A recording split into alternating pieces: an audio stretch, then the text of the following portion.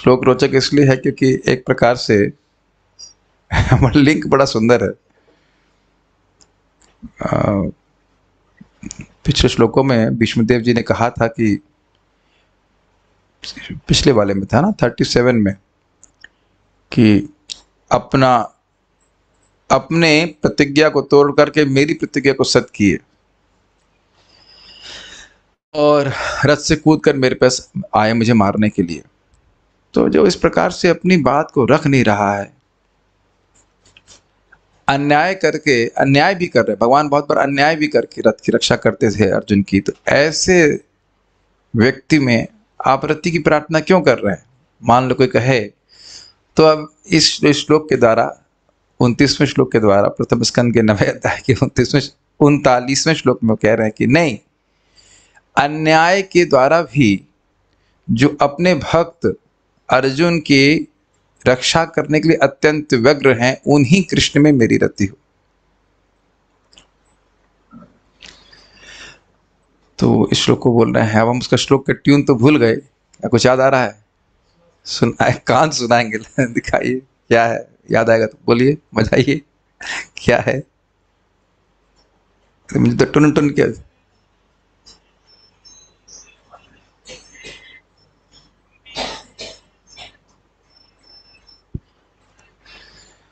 विजय नहीं, बहुत कठिन हो रहा है, चलिए सीधे से गा नहीं पाएंगे, ठीक है। श्रीमद् भागवतम प्रथम स्कंद 9वां अध्याय 39वां श्लोक। मेरे पीछे कौन बोलेंगे? चैंटर।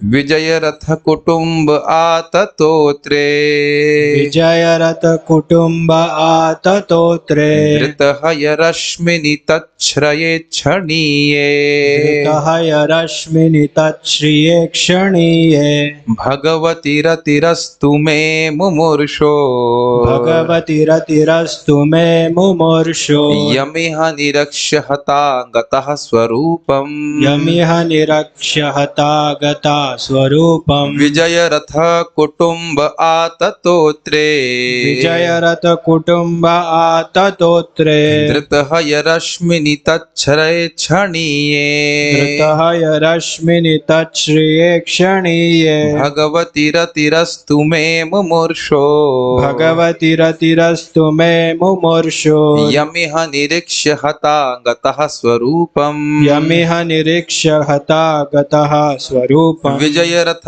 कुटुंब आततोत्रे, विजय रथ कुटुंब आततोत्रे, धृतः रश्मिनि तच्छ्रये क्षणीये, धृतः रश्मिनि तच्छ्रिये क्षणीये, भगवती रतिरस्तु मे मुमुर्षो, भगवती रतिरस्तु मे मुमुर्षो, यमिह निरीक्ष्य हता गतः स्वरूपम्, यमिह निरीक्ष्य हता गतः स्वरूपम्। विजय रथ कुटुंब आततोत्रे, विजय रथ कुटुंब आततोत्रे, धृतः रश्मिनि तच्छ्रये क्षणीये, धृतः रश्मिनि तच्छ्रिये क्षणीये, भगवती रतिरस्तु मे मुमुर्षो, भगवती रतिरस्तु मे मुमुर्षो, यमिह निरीक्ष्य हता गतः स्वरूपम्, यमिह निरीक्ष्य हता गतः स्वरूपम्। उसका अनुवाद पढ़ते हैं। मृत्यु के अवसर पर मेरा चरम आकर्षण भगवान श्री कृष्ण के प्रति हो, उस स्पेलिंग मिस्टेक है। मैं अपना ध्यान अर्जुन के उस सारथी पर एकाग्र करता हूं जो अपने दाहिने हाथ में चाबुक लिए हुए थे और दाएं हाथ में चाबुक, घोड़ों को हाँकने के लिए एक प्रकार की लगाम जो होती है, और नहीं लगाम नहीं, क्षमा, चाबुक मतलब चाबुक ही होता है, चाबुक समझते हैं, और बाएं हाथ से लगाम की रस्सी थामे, ऐसे करते होंगे एक्चुअली। बाएं हाथ से चाबुक मारते नहीं, दाएं हाथ से चाबुक पकड़ते हैं और बाएं हाथ से लगाम खींचते हैं, और सभी प्रकार से अर्जुन के रथ की रक्षा करने के लिए प्रति अत्यंत सावधान थे। जिन लोगों ने कुरुक्षेत्र की युद्धस्थल में उनका दर्शन किया, उन सबों ने मृत्यु के बाद अपना मूल स्वरूप प्राप्त कर लिया। तो अब हम देख रहे हैं विजय रथ कुटुंब। विजय अर्थात विजय सखे भी आप सुन चुके हैं, विजय अर्थात अर्जुन, और विजय रथ कुटुंब यानी अर्जुन का रथ ही जिनका कुटुंब था। कुटुंब का अर्थ है कि जान की बाजी लगा करके भी जिसकी रक्षा की जाए, प्रभुपाद इसका शब्दार्थ इस प्रकार से करते हैं, या अन्याय करके भी जिसका पालन किया, जैसे कि माता पिता और पत्नी बच्चे इत्यादि, अगर न्याय करके इनका पालन ना हो तो अन्याय करके भी पालन किया जाना चाहिए कुछ मात्रा में।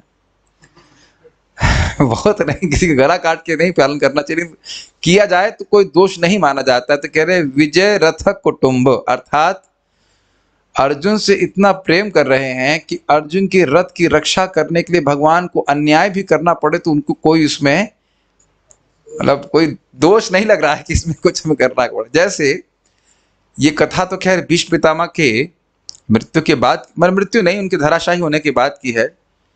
एक योद्धा थे, उनका नाम था, नाम एकदम से मेरे मुख से नहीं आ रहा है, कर्ण नहीं थे, का नाम था, वो गदा चला रहे थे अर्जुन के ऊपर, अभी एकदम से याद था लेकिन अभी याद नहीं आ रहा, जो भी है भूल गए। एक थे, तो उनको शिव जी से वरदान प्राप्त था कि वह गदा चलाएंगे तो अमोघ है, जिस पे गदा चलाएंगे वह जरूर मारा जाएगा। लेकिन शिव जी ने भूरिश्रवा, थैंक यू मुकुंद सेवनी माता जी, भूरिश्रवा, तो भूरिश्रवा को ये वरदान प्राप्त था शिव जी से कि शिव जी ने उसको एक गदा दी थी, तो गदा जिस पे चलाएगा वो पक्का मारा जाएगा। लेकिन नियम शिव जी रखे थे कि जो युद्ध ना कर रहा हो उस पे गदा नहीं चलाना, उससे गदा नहीं चलाना। तो जब वो पूरा एम लेके रखा था कि अर्जुन पे आज गदा चलाऊंगा ही, अर्जुन को मार दूंगा, लेकिन भगवान ऐसे रथ का संचालन कर रहे थे कि वो एम नहीं ले पा रहा था। एम समझ रहे ना कि भाई गदा मार सकूं, तो क्रुद्ध होकर के, उद्विग्न होकर के वह भगवान कृष्ण के ऊपर चला दी गदा। अब कृष्ण तो युद्ध कर नहीं रहे थे, तो गदा घूम करके उसी का सर फोड़ दिया वो मर गया। तो इस प्रकार से भगवान अन्याय कर रहे हैं। और कहा अन्याय भगवान ने किया, जैसे आप जानते ही, वो तो आप प्रसिद्ध कल की परसों की घटना सुन रहे थे कि वो 5 बाण भीष्म पितामह ने रिजर्व करवाए थे दुर्योधन के पास, तो अर्जुन को भेज करके वो खिंचवा लिए वापस। हाँ, सूर्य को ढक दिया। उसके बाद एक और अभी एकदम से स्लिप करवा दिया, हाँ, ये द्रोणाचार्य को मारने के लिए अश्वत्थामा, अरे बोलो बोलने तो भाई सभी लोग कथाकार हो जाओ। तो युधिष्ठिर महाराज को बोला कि आप बोल दो अश्वत्थामा मारा गया। तो युधिष्ठिर महाराज बोले अश्वत्थामा हतो नरो वा कुंजरो, ऐसा करके बोले, आप जानते हैं। तो इस प्रकार से भी धोखा भगवान करवाए और फिर द्रोणाचार्य जी यह सुने कि अश्वत्थामा मारा गया है, क्योंकि जब बोल रहे थे कुंजर यानी कि हाथी है, तो वह भगवान ने जोर से शंख वादन करवा दिए, तो वह सुन नहीं पाए, तो खाली वही सुने कि अश्वत्थामा मारा गया। तो ये भी अन्याय है कि नहीं?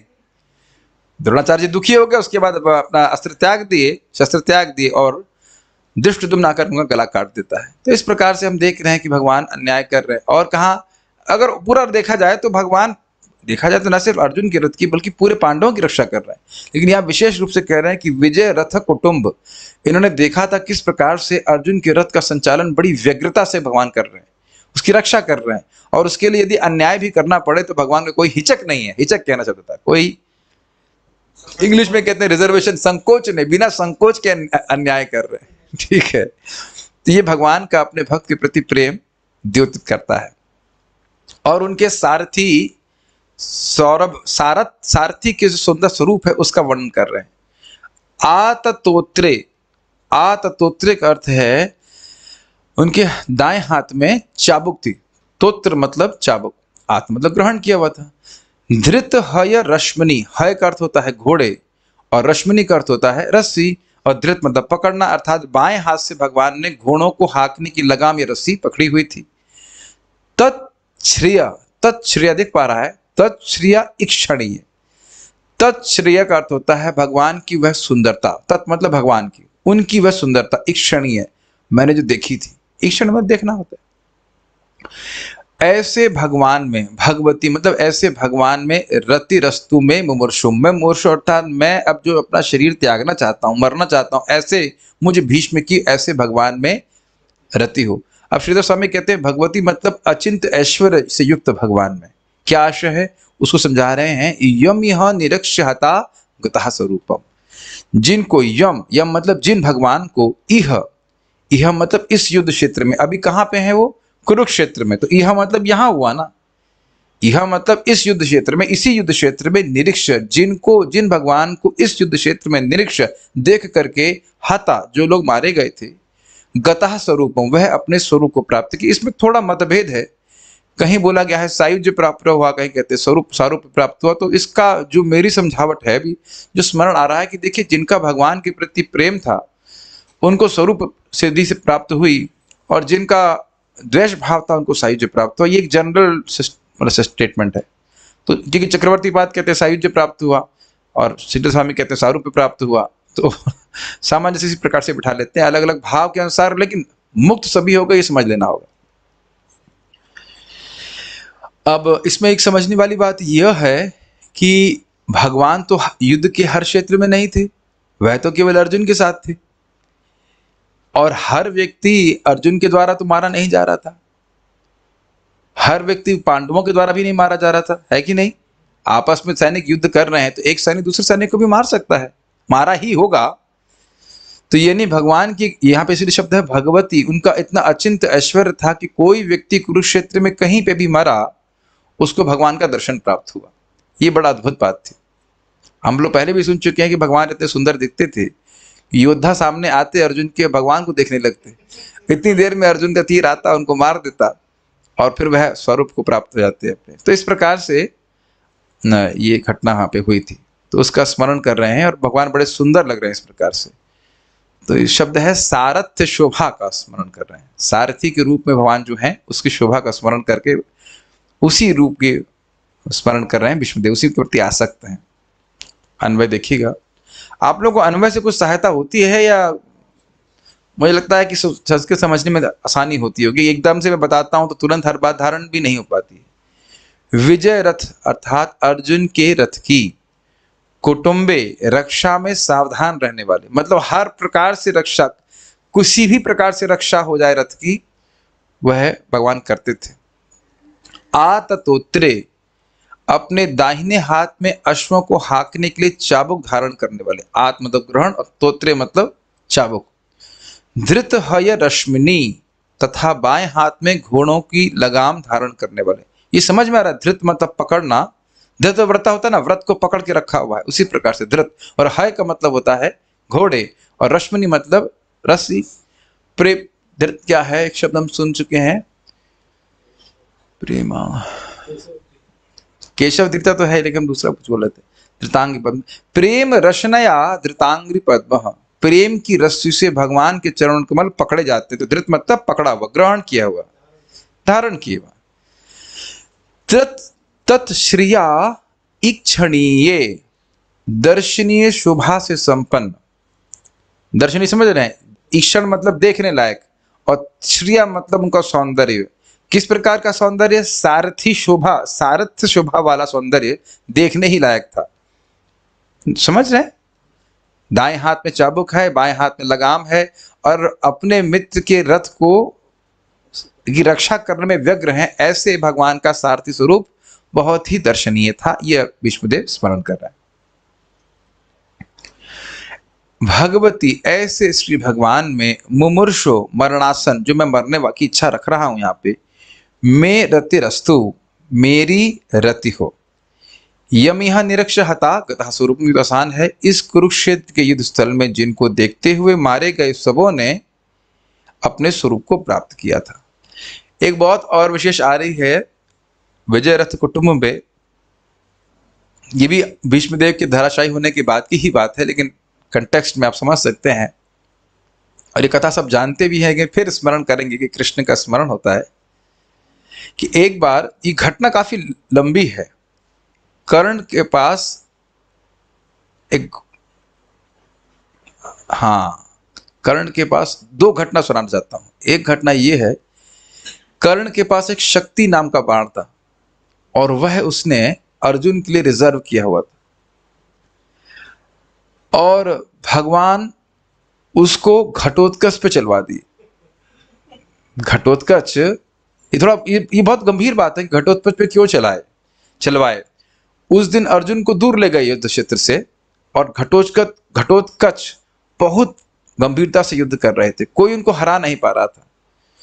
जब बहुत लोगों को घटोत्कच मार दिए कौरवों के पक्ष में, तो फिर इधर दुर्योधन ने कर्ण को कहा कि आप अपना शक्ति बाण चलाइए। तो कहता शक्ति बाण तो मैंने अर्जुन के लिए रखा हुआ है। तो कहते अर्जुन क्यों रखेगा, तब जब हम लोग बचेंगे, ये घटोत्कच सबको मार देगा। तो फिर इधर से वो शक्ति बाण चलाते हैं और घटोत्कच मर जाते हैं। तो वहां पे भी हम देख रहे हैं कि अर्जुन, भगवान कृष्ण जानते थे, लेकिन अर्जुन को, घटोत्कच को बचा भी सकते, अर्जुन को उधर युद्ध में थोड़ा दूर ही रखे, एक बात थी ये। तो अर्जुन को बचाने के लिए व्यग्र थे, नहीं तो शक्ति बाण जो है उन पर चलता तो वह मर जाते। अच्छा, एक और चीज था, अब एक और बड़ी रोचक घटना कर्ण के ही संबंध में है। एक अश्वसेन नाम का नाग था। अब घटना बहुत पुरानी है कि इंद्र, कौन सा, इंद्रप्रस्थ के पास में एक क्या कहते हैं उसको, एक वन था, कौन सा वन था, नाम भूल रहा हूं, Khandava one, yes. Khandava one को अग्निदेव जलाना चाहते थे और इंद्र उनको जलाने नहीं देते थे, बार बार जलाने का प्रयास करते, इंद्र उसको बारिश करके बुझा देते। हुआ ये था कि एक राजा थे, नाम भूल गया हूं, लेकिन राजा ने बहुत यज्ञ किए थे और इस कारण से उसमें बहुत घी अर्पित किया था, तो उसको करके करके उस घी को स्वीकार करने के कारण अग्निदेव का जो अग्नि थी वो मतलब शमित हो गई थी, ठंडी से पेट में होता ना हमारे, इंडाइजेशन हो गया था।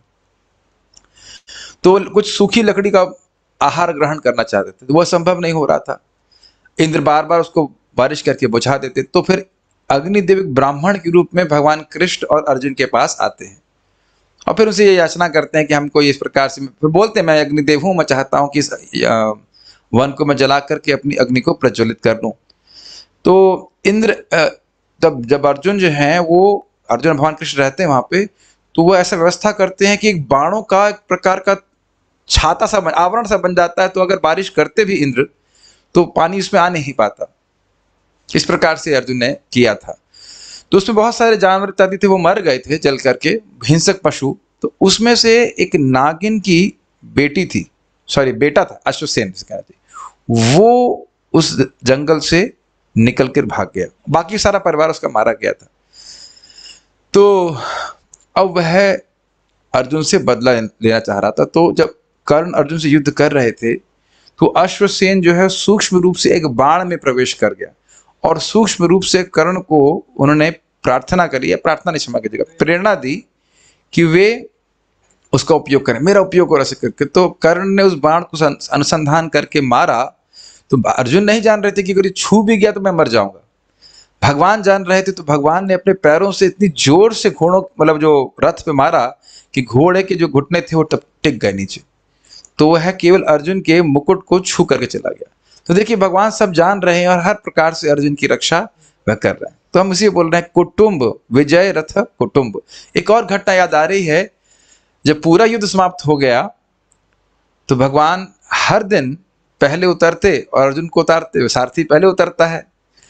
उस दिन बोले नहीं तुम पहले उतरो। तो अर्जुन ने कहा ऐसा क्यों बोल रहे हैं, तो नहीं उतरो उतरो उतरो। तो वह उतरे और फिर भगवान श्री कृष्ण उतरे तो पूरा रथ धू धू करके जल गया। तो फिर भगवान ने कहा कि क्योंकि मैं वहां पे विद्यमान था, इस कारण से बहुत से लोग को तंत्र मंत्र बहुत कुछ कर रहे थे, उसका प्रभाव नहीं पड़ रहा था। तो इस प्रकार से हम देख रहे हैं कि भगवान कृष्ण अपने मित्र की रक्षा करने के लिए, उनके रथ की रक्षा करने के लिए अत्यंत व्यग्र है। तो उनके प्रति भीष्मदेव आसक्त हो रहे हैं।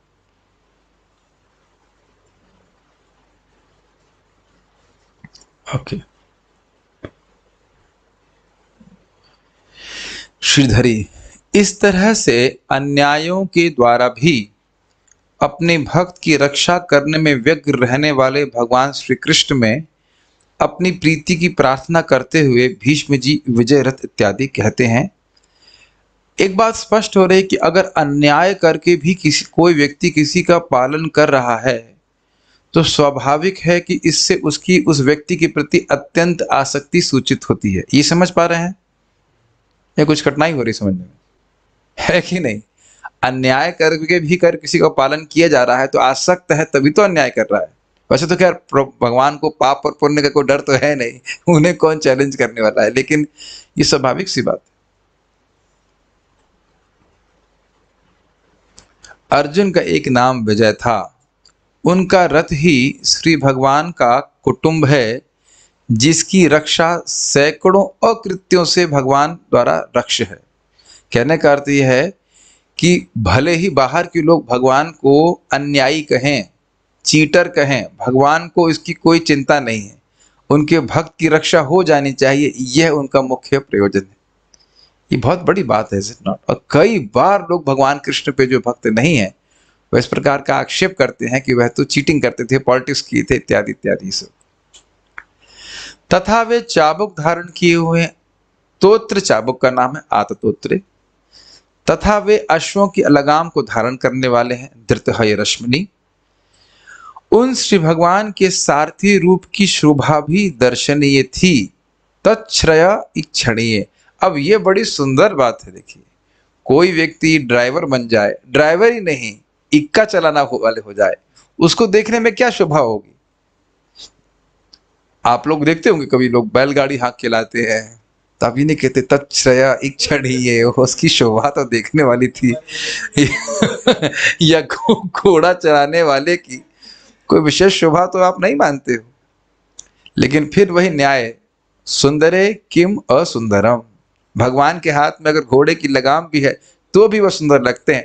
इस पे स्वाभाविक सी बात है, एकदम से भगवान की कृपा से मुझे एक सुंदर लीला याद आ रही है चैतन्य महाप्रभु के समय में।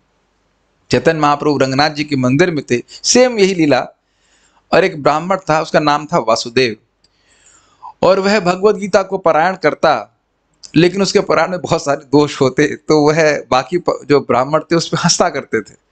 तो वह रो रहा था, तो महाप्रभु ने कहा आप रो क्यों रहे हैं, क्या अन्य लोग आपका मजाक बना रहे हैं इसलिए रो रहे? कहते नहीं, वो कोई बात नहीं। कहते मेरे गुरु जी ने मुझे आज्ञा दी है कि मैं रोज भगवत गीता के 18वां अध्याय का पारायण करूं, मतलब बोलूं उसे संस्कृत, और मैं पढ़ा लिखा हूं नहीं, तो इसलिए मैं ठीक से बोल नहीं पा रहा हूं, तो इसलिए मैं गलत उच्चारण कर रहा हूं, और बाकी लोग हंस रहे हैं, ऐसे मुझे कोई दिक्कत नहीं है। लेकिन फिर कह रहे आप रो क्यों रहे? महाप्रभु कहते हैं आप रो क्यों रहे? तो कह रहे जब मैं इस गीता का पारायण करता हूं तो मुझे यही भगवान श्री कृष्ण का सारथी स्वरूप याद आता है कि देखो भगवान अपने भक्त से कितना प्रेम करते हैं कि उसके लिए सारथी भी बनने को तैयार है। तो महाप्रभु ने कहा कि तुम भगवत गीता के प्रयोजन को सही सही जानते हो। मेन प्रयोजन है भगवान के प्रति प्रेम, केवल पांडित्य का क्या भी प्रयोजन हुआ। यहाँ पे वही बात इसी प्रकार के सारथी स्वरूप का स्मरण भीष्मदेव जी कर रहे हैं। तो ये बड़ी इंटरेस्टिंग बात है कि सारथी होने के बाद भी भगवान की शोभा देखनी है, ईक्षणीय, देखने लायक थी, और इतनी देखने लायक थी कि शरशैया पे हैं, मृत्यु को प्राप्त हैं, लेकिन मन में वही छवि बारंबार उभर रही है भगवान के सारथी स्वरूप की। उस श्री से सुशोभित श्री भगवान में मेरी प्रीति बनी रहे। परंतु ऐसे अन्याय करने वाले व्यक्ति में आप रति की प्रार्थना क्यों कर रहे हैं? यदि यह प्रश्न हो तो भगवत शब्द का प्रयोग करके उनको अचिंत ऐश्वर्य संपन्न कहा गया है। बहुत सुंदर बात है। जो इस प्रकार से कुटुंब अर्थात अन्याय करके भी अपने मित्र की रक्षा कर रहा है, मतलब पक्षपाती है, ऐसे व्यक्ति की आप क्यों मैं रति की प्रार्थना कर रहे हैं? वो आपके प्रति तो पक्षपात नहीं कर रहे, तो यहाँ करें नहीं, वह तो भगवान है, वह तो अचिंत ऐश्वर्य से युक्त है, वह तो सभी पे कृपा की है इस युद्ध में। समझ रहे हैं इस बात को? अर्जुन के प्रति प्रेम तो कर ही रहे हैं, लेकिन सभी के ऊपर कृपा कर रहे हैं। वह भगवती शब्द से युद्ध से सूचित हो रहा है, भगवती अर्थात अचिंत ऐश्वर्य संपन्न। और वो उसको कैसे वो प्रस्तुत कर रहे हैं, तो देखिए, इस युद्ध में जो मारे गए हैं वे सब श्री भगवान की सौंदर्य को देखकर सारूप्य मुक्ति को प्राप्त कर लिए हैं। इस बात को अपनी दिव्य दृष्टि से देखकर उन्होंने कहा है। इसको हमें सीधा श्रीधर स्वामी के वक्तव्य से स्वीकार करना पड़ेगा। भीष्मदेव के पास दिव्य दृष्टि है क्योंकि वो महाजन है, महाभागवत है, तो वह देख रहे हैं कि केवल अर्जुन पे ही कृपा कर रहे हैं भगवान, ऐसा नहीं है। जो व्यक्ति मर रहा है वो सभी को भगवान का दर्शन प्राप्त हो रहा है। तो ऐसे कैसे हो रहा है? अचिंत भगवान का ऐश्वर्य है।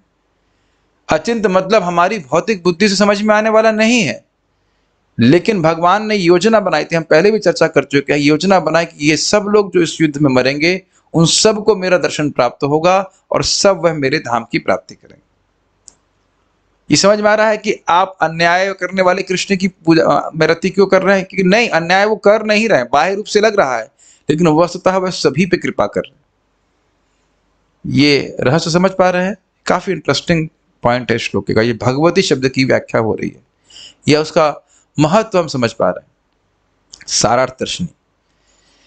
इसके उपरांत अन्याय के द्वारा भी भक्त रक्षा में व्यग्र कृष्ण में रति की आशा करते हुए भीष्म देव यह श्लोक कह रहे हैं। तो वही सेम लिंक है। विजय अर्थात अर्जुन का रथ ही जिनका कुटुंब अर्थात अकृत्य के द्वारा भी जो रक्षणीय हो, ऐसे कृष्ण में मेरी रति है। अकृत्य मतलब जो काम कभी कभी नहीं किया जाना चाहिए, वह करके भी रक्षा करने की जाए, उसको कुटुंब कहा जाता है। तोत्र अर्थात कोड़ा, समझ आए? कोड़ा को क्या बोलते? चाबुक। चाबुक। उन्होंने अश्वों की लगाम पकड़ रखी थी। धृतः रश्मिनी। इक्षणीय अर्थात देखा गया, अर्थात अपने बाएं हाथ से अश्वों के लगाम को पकड़े और दाएं हाथ में कोड़ा पकड़े एवं मुखारविंद से हुम हुम शब्द करते हुए जो उनकी शोभा थी, उसके माधुर्य को उस समय मेरे द्वारा ही देखा गया, परंतु अर्जुन के द्वारा भी नहीं यह भाव। देखिए अब थोड़ा थोड़ा अंतर आ गया कि नहीं? वो स्मरण कर रहे हैं इस बात का कि अर्जुन के तो सामने भगवान है नहीं, तो अब न सिर्फ पकड़े हुए हैं लेकिन बिल्कुल सारथी का काम भी कर रहे हैं। ये पता होना चाहिए आप लोगों को कि घोड़ों को जो बाण लगते थे उनको निकालने का काम भी भगवान कृष्ण ही करते थे। चारा डालना, उनको पानी देना।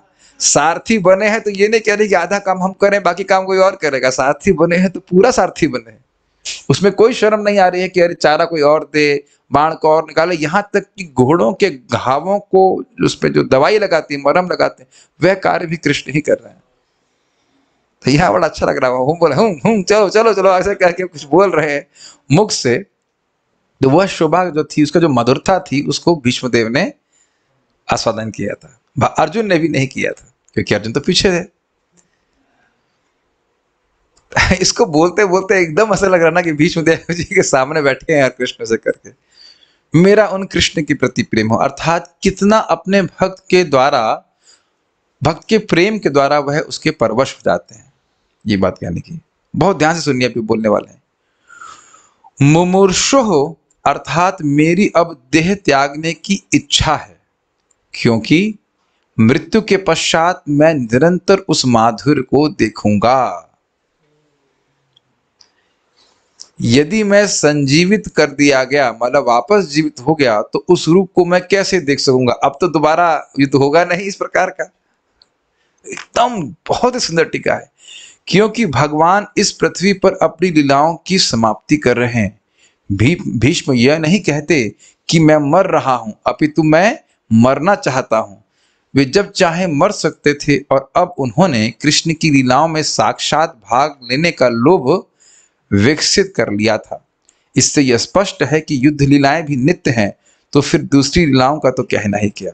इतना सुंदर बात है, समझने का प्रयास कीजिए। देखिए पहली चीज कह रहे हैं कि मेरी देह त्यागने की इच्छा है। आप जानते हो कि उनको इच्छा मृत्यु का वरदान उनके पिता शांतनु महाराज ने दिया था, क्योंकि उनकी मैरिज अरेंज करवाए थे।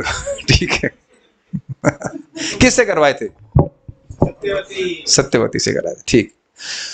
तो अगर कहते कि मैं मर रहा हूं तो उसका मतलब था कि मृत्यु पे उनका कोई नियंत्रण नहीं है, लेकिन कह रहे हैं मुमुर्षु मतलब मैं मरना चाहता हूं। बहुत अच्छा इसका आशय है, मरना चाहता हूं, कि स्पष्ट है कि अब इसी लीला का स्मरण करते हुए मैं मरना चाहता हूं, ये कहने का आशय। तो उससे क्या होगा? इस लीला का स्मरण करते हुए मरेंगे तो इसी लीला में प्रवेश कर जाएंगे। स्पष्ट समझ में आ रहा है? अब इसी लीला में प्रवेश कर जाएंगे, इसका अर्थ क्या हुआ? ये चक्रवर्ती पाद कह रहे हैं कि ये लीला अन्यत्र और कहीं पे भी हो रही है। इस समय भी कहीं महाभारत के युद्ध भगवान करवा रहे हैं, ये कर रहे हैं जो भी है। आप जानते हैं, इसको थोड़ा समझना होगा कि भगवान की लीलाएं हैं वह लगातार संपन्न होती रहती। जैसे इस समय कहीं ना कहीं सूर्य उदित हो रहा होगा कि नहीं, और उसी क्षण जैसे यहाँ पे सूर्य उदित हुआ है, उसी क्षण कहीं और उदित हो रहा होगा कि नहीं? हर क्षण कहीं सूर्य उदित हो रहा है कि नहीं, ये बताइए। हाँ, तो उसी प्रकार से हर ब्रह्मांड में भगवान की लीला होती ही रहती है, एक के बाद एक, एक के बाद एक, एक के बाद एक ऐसे करके। इसीलिए उनको नित्य, जो भौम लीला है उसको भी नित्य कहते हैं। कुछ समझ में आ रहा है? चैतन्य चरितामृत में इसका वर्णन है। तो यानी कि भीष्मदेव समझ रहे हैं कि यहाँ तो ये लीला होने वाली नहीं है। कौन सी लीला? युद्ध वाली लीला। और युद्ध वाली लीला में सारथ्य का सौंदर्य है, सौरभ कहा जाता है, सारथ्य सौरभ या सारथी का सौंदर्य, उसके प्रति वो अत्यधिक आसक्त कहते हैं। मैं उसी सौंदर्य को फिर से देखना चाहता हूँ।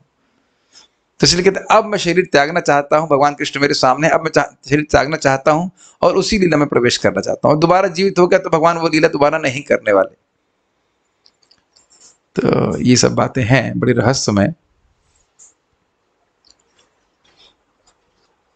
और एक बात हम क्या बोल रहे थे, हाँ, ये उन्हें कैसे मालूम चल गया कि भगवान की लीला अब समाप्त होने वाली? एक प्रश्न ये भी बन सकता है। तो ये कल आप लोगों ने हरिदास ठाकुर जी के संबंध में सीखा था कि नहीं? वो कह रहे हैं कि मेरे चित्त में बात आ गई है भगवान कि अब आप अपनी लीला का संवरण करने वाले हैं। Same to same. मैं आपको बोल रहा था कि ये हम पहला पढ़ाते थे तो आपको वो अच्छे समझ में आता, वो पढ़ा दिया तो अब यहाँ समझ में आ रहा है कि भगवान के शुद्ध भक्तों को मालूम चल जाता है कि भगवान क्या करने वाले हैं। तो यहाँ पे वो स्वयं भगवान ही उनके हृदय में प्रकट कराते हैं। तो भीष्मदेव समझ रहे हैं कि अब दोबारा भगवान लीला नहीं करने वाले और लीला की समाप्ति करने वाले हैं, इसलिए अब मैं आपकी नित्य लीला में प्रवेश करना चाहता हूं। तो ये भी मैंने एक्सप्लेन कर दिया आपको अभी कि जैसे अन्य लीलाएं भगवान की नित्य है, ऐसे भगवान की युद्ध लीला भी नित्य है। एक के बाद एक भगवान अन्य ब्रह्मांडों में जाकर के इस प्रकार से युद्ध कर रहे होते हैं। इसमें समझने में कोई कठिनाई है यहाँ भक्तों को? नहीं। ओके, ये बात समझ में आ रही है सभी भक्तों को कि भगवान की लीलाएं नित्य हैं। इस ब्रह्मांड में समाप्त हुआ, फिर जैसे पूतना को यहाँ मारे तो फिर दूसरे ब्रह्मांड में पूतना को मारे। और आपको मैं और कंफ्यूज करता हूँ, कंफ्यूज मतलब एकदम चकित, रियली चकित करने वाला है। थोड़ा बात बढ़ जाएगी लेकिन रियली चकित करने वाला है, अत्यधिक चकित करने वाला है। ये चैतन्य चरितामृत में सनातन गोस्वामी जी को भगवान श्री कृष्ण का ऐश्वर्य प्रस्तुत समझाने के लिए महाप्रभु समझा रहे हैं कि एक बार ब्रह्मांड पुराण की घटना है कि ब्रह्मा जी आए द्वारका में भगवान श्री कृष्ण का दर्शन करने के लिए। तो द्वारपाल ने कहा रुकिए हम पूछ के आते हैं। द्वारपाल ब्रह्मा जी को भी रोक सकते हैं भगवान के द्वारपाल काफी शक्तिशाली हैं। और फिर वो अंदर गए तो भगवान पूछे कौन से ब्रह्मा? तो ब्रह्मा जी से आकर के द्वारपाल पूछ रहे हैं भगवान कौन से ब्रह्मा? तो ब्रह्मा जी को बड़ा आश्चर्य हुआ, कहते कौन से ब्रह्मा? दो चार ब्रह्मा और भी हैं क्या कोई? तो कहते हैं चतुर कुमारों के बाप पिता और चार मुख वाले ब्रह्मा जी। तो भगवान ने कहा आ जाने दीजिए। तो जब ब्रह्मा जी आए तो भगवान के ठीक है सब कुछ, तो कहते हैं हाँ ठीक तो है, लेकिन आपने यह क्यों पूछा कि कौन ब्रह्मा? तो भगवान केवल आंख बंद किए और जितने भी अनंत कोटि ब्रह्मांड हैं उन सब के ब्रह्माओं को आह्वान किया, शिव जी को आह्वान किया, इंद्र को आह्वान किया। और वो एक एक ब्रह्मा इतने बड़े, किसी के 10 मुख, किसी के 100 मुख, किसी के 1000, किसी के 1 कोटि मुख इत्यादि। तो उनके आगे ब्रह्मा जी खरगोश जैसे लग रहे। और देखिए अद्भुत, ऐसे शिव जी भी अनेक मुख वाले शिव जी, हमारे शिव जी के 5 मुख हैं, इनको पंचानन कहते हैं। ऐसे बड़े बड़े शिव जी आए और ब्रह्मा जी से देख रहे हैं खरगोश के समान, ये क्या है? तो भगवान कृष्ण कहे कि देखिए आपका ब्रह्मांड बहुत छोटा है, सबसे छोटा है, इसलिए आपके 4 मुख हैं। और बड़े बड़े ब्रह्मांड है तो वहां के मैनेजर भी बहुत बड़े बड़े हैं। अब बहुत अद्भुत बात हुई, हर ब्रह्मा और हर शिव जी जितने भी हैं सब भगवान को प्रणाम कर रहे हैं, लेकिन कोई एक भी व्यक्ति दूसरे को नहीं देख रहा। एकदम अद्भुत बात है। मैं ये सब बातें इसलिए बोल रहा हूं कि भगवान का ऐश्वर्य अचिंत ऐश्वर्य है। संदेह नहीं होना चाहिए आपको कि यहाँ पे किस प्रकार से सभी को भगवान का दर्शन प्राप्त हुआ। जब इस प्रकार से शिव जी और ब्रह्मा जी को भगवान मोहित कर सकते हैं तो कुछ भी कर सकते हैं, बस ये समझ लीजिए। एक भी व्यक्ति दूसरे को नहीं देख रहा है, हर व्यक्ति ये सोच रहा है कि मैं हूं और कृष्ण है बस। और हमारे ब्रह्मा जी देख रहे हैं कि अरे बाप रे सारे लोग यहाँ पे। और जब वो प्रणाम कर रहे हैं तो उनके मुकुट टकरा रहे हैं और जोर जोर से आवाज हो रही है, मुकुट मतलब जमीन पे टकरा रहे। फिर भगवान पूछते हैं आपके ब्रह्मांड में सब कुछ ठीक है ना? किससे पूछ रहे हैं? सबसे एक साथ। सबको लग रहा है कि केवल मुझसे पूछ रहे हैं। फॉलो कर पा रहे हैं लीला को? बहुत ध्यान से सुनिएगा। और उसके बाद वो क्या उत्तर देते हैं जरा ध्यान से दीजिए। वो कहते हैं कि हे भगवान, जब से आप हमारे इस ब्रह्मांड में आए हैं, फिर से रिपीट कर रहा हूं, भगवान जब से आप हमारे इस ब्रह्मांड में आए हैं सब कुछ शांति होगी। अर्थात सबको यही लग रहा है कि इस समय भगवान हमारे ही ब्रह्मांड में है, द्वारका में। अब बताइए अचिंत्य है कि नहीं? तो मैं सब ये बात बोल रहा था कि ये सब लीला मैंने इसलिए सुनाई ताकि समझाने के लिए कि भगवान का ऐश्वर्य बिल्कुल अचिंत्य, हम समझ नहीं सकते। तो इसीलिए कह रहे हैं कि भगवान की लीला नित्य है और भगवान की लीला एक के बाद एक ब्रह्मांड में होती है। कुछ पूछ रहे थे, माइक पे पूछिए, कहना चाहते हैं। ये बात समझना जरूरी है, उसके बाद ही हम आगे समझा पाएंगे। माइक पे पूछिए। वो जो मेरा डाउट था कि विष्णुदेव जो बोल रहे हैं कि हम लीला में प्रवेश करना चाहते हैं, उसी लीला को उसी जो जो युद्ध की लीला है, युद्ध की लीला उसी में उसमें प्रवेश वो तो वैकुंठ लोक में जाएंगे, वहां पे तो महाभारत तो नहीं चलेंगे। देखिए हाँ, आपका अच्छा प्रश्न है कि वैकुंठ में जाएंगे, वहां तो महाभारत नहीं चले, लेकिन यहाँ जो चक्रवर्ती पाद कह रहे हैं नहीं, हम उसी लीला में प्रवेश करना चाहते हैं। तो उसी अरे अभी कार्तिक नहीं आ रहा है, उसमें यही तो बोल रहे हैं बार-बार कि हम आपके इस सुंदर बाल स्वरूप को ही प्राप्त करना चाहते हैं। देखिए एक बात समझना होगा प्रभु जी, जिसको भगवत प्रेम प्राप्त हो गया वो वैकुंठ में ही है, चाहे वो कहीं पे भी हो, ये क्लियर समझना होगा।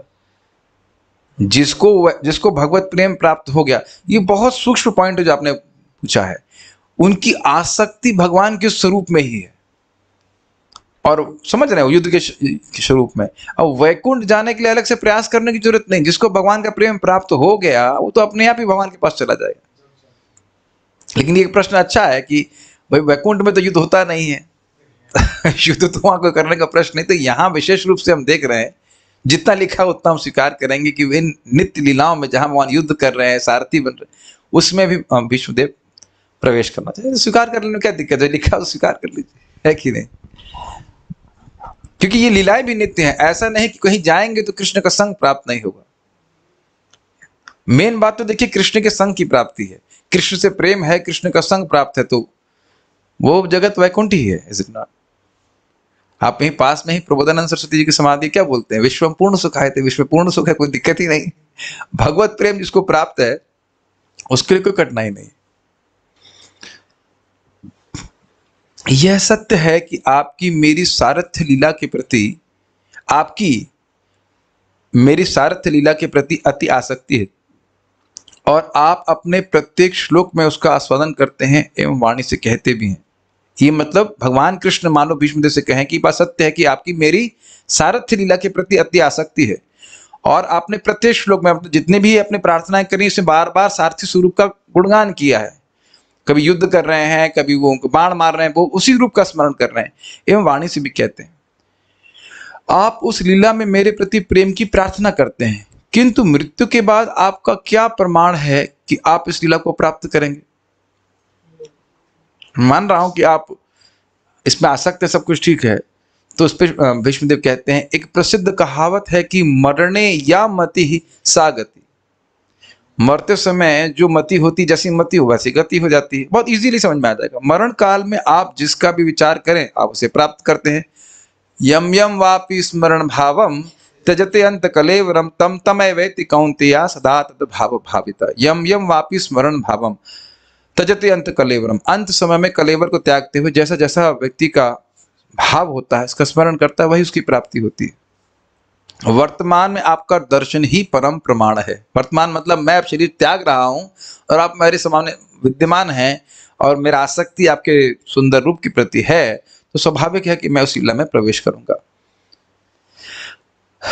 आपका दर्शन प्राप्त करके जो मरे थे, यद्यपि वे अन्यों के द्वारा इस संग्राम में मारे गए थे एवं यद्यपि वे असुर स्वभाव के थे, तथापि वे ज्ञानियों के समान स्वरूपम अर्थात सायुज्य मुक्ति को प्राप्त किए। तो यहाँ पे यह स्वरूपम का अर्थ सायुज्य मुक्ति दे रहा है। भगवान की ब्रह्म ज्योति में वह लीन हो गए, जो ज्ञानियों की गति होती है। किंतु मैं तो भक्त हूं और मरण काल में वैसी मति से युक्त अर्थात आपके पार्थ सारथी रूप में आसक्त मति से युक्त हूं एवं आपको साक्षात देखकर मरने पर भी किस प्रकार मैं आपकी लीला को प्राप्त नहीं करूंगा, यह भाव है। ये समझ में आया? अन्य लोग आपके दुश्मन थे और वह आपके द्वारा भी नहीं मारे जा रहे थे, वह तो अन्यों के द्वारा मारे जा रहे थे। तो आपने इतनी कृपा अनुग्रह किया कि किसी, अब हमको नहीं पता, हमें कुछ नहीं समझ में आ रहा, लेकिन ये भीष्मदेव को समझ में आ रहा है, उनको दृष्ट है कि भगवान ने अपना दर्शन उनको प्राप्त कराया। जो लोग युद्ध करने के लिए आए थे, जो भगवान से द्वेष कर रहे थे और अन्यों के द्वारा मारे गए थे। अब यहां तो यानी कि साक्षात रूप से कृष्ण उनके सामने थे क्या? नहीं थे, अलक्षित रूप से थे। हम सामान्य व्यक्ति नहीं देख पा रहा था, भीष्मदेव देख पा रहे थे। तो अब यहां भीष्मदेव कह रहे हैं नहीं, मैं तो आपका भक्त हूं, आपसे प्रेम है। पॉइंट नंबर 1, आप मेरे सामने साक्षात उपस्थित हो और मेरा मरण काल हो रहा है, तो स्वाभाविक सी बात है, ऐसी मेरी मति आपके पास प्रति है तो मैं स्वाभाविक रूप से आपकी प्राप्ति करूंगा। क्योंकि जिनकी ऐसी मति नहीं थी, जिनके सामने आप साक्षात नहीं थे, साक्षात मतलब एट इज दृष्ट रूप में नहीं थे, उनको भी सायुज्य या सारूप जो भी कह लीजिए प्राप्त हुआ। तो जब उन पे आप इतनी कृपा कर रहे हैं तो अपने भक्त पे आप क्यों नहीं कृपा करेंगे? ये प्रमाण। ठीक है, ओके। भगवान कृष्ण के नर सारथी स्वरूप ने अनाधिकारी व्यक्तियों को भी सायुज्य मुक्ति प्रदान करी। अनाधिकारी मतलब जिनका कोई योग्यता नहीं थी, ऐसे व्यक्ति को भी महाराज इस पे बहुत सुंदर बता रहे हैं कि देखिए, भगवान के विग्रह की, भगवान के स्वरूप की, भगवान के श्री अंगों की ये बहुत बड़ी शक्ति है और इसे कहते हैं वस्तु शक्ति। वस्तु शक्ति समझ रहे हैं? वस्तु शक्ति भाव की अपेक्षा नहीं करती है। जैसे अग्नि को कोई छुए तो अग्नि ये नहीं सोचेगी कि अब ये तो हमको नहीं जान रहा है, हम इसको नहीं जलाएंगे। ऐसा होता है क्या? नहीं होता है। या कोई व्यक्ति मिश्री को, क्षमा कीजिएगा, मिश्री नहीं, क्या कहते हैं, फिटकरी को मिश्री समझ के खाए। मान लीजिए हमारे करना मित्र वो हलवे में फिटकरी डालने की बजाय, मिश्री डालने की बजाय, चीनी डालने की बजाय फिटकरी को तोड़ तोड़ के डालें, तो ऐसा तो नहीं है कि वो मीठा लगने लग जाएगा। फिटकरी अपना कार्य करती है कि नहीं? चीनी अपना कार्य करती है। या कोई व्यक्ति अमृत को जहर समझ के खाए कि मैं आज सुसाइड करूंगा, अमृत तो अब जहर है, क्षमा कीजिए, अमृत है, उसको जहर समझ के खा लेगा तो मरेगा क्या? या उल्टा सोच लीजिए, अगर कहे कि अमृत पी रहा हूं और वो जहर निकला तो वह अपना कार्य करेगा। तो इस जगत में भी वस्तुएं अपनी वस्तु शक्ति के अनुसार कार्य करती है कि नहीं? कई बार पानी बहुत गर्म होता है और आप ऐसे टच कर लेते, देखने में नहीं लग रहा होता है, और जब आप पीते हैं उसको तो अरे मुंह जल गया हमारा, बहुत गर्म था, है कि नहीं? तो इस प्रकार से कह रहे हैं कि जहां भगवान विद्यमान है, उनके स्वरूप को जो व्यक्ति देखता है वह निश्चित भगवान की प्राप्ति करता है। इसको हम लोग दशम स्कंद के 12वें अध्याय तो 13वां था, मैं जहां तक समझ रहा हूँ 10.12.39 है, जिसमें वहां पे जब देखिए श्लोक है कि नहीं, उसमें लिखा हुआ है कि यस, जिनके विग्रह की सकृत अंग प्रतिमा सकृदादीत, एक है ना, सकृत अंग प्रतिमा युद्ध आदीत, क्या श्लोक है? 10-12-39 सकृदिदंग प्रतिमा अंतारहिता मनोमयी भागवतीम ददौ गतिम स एव नित्यात्मा सुखानुभूत्य भी व्युदस्तमायो अंतर्गतो ही किम पुनः। जब अघासुर की मुक्ति हो गई तो सब लोग बड़े आश्चर्य होते। सुखदेव गोस्वामी श्लोक कहते हैं कि एक बार भी भगवान के स्वरूप को कोई मन में लेके आ गया है, मनोमयी रूप धारणा की है, तो उसको भी भागवती गति भगवान देते हैं। जीवन में एक बार ऐसा किया है। और अगर तो ऐसे भगवान जब अघासुर के पूरे शरीर में साक्षात प्रवेश कर जाए तो उसकी को सारूप्य मुक्ति मिल जाए तो कौन सी आश्चर्य की बात है?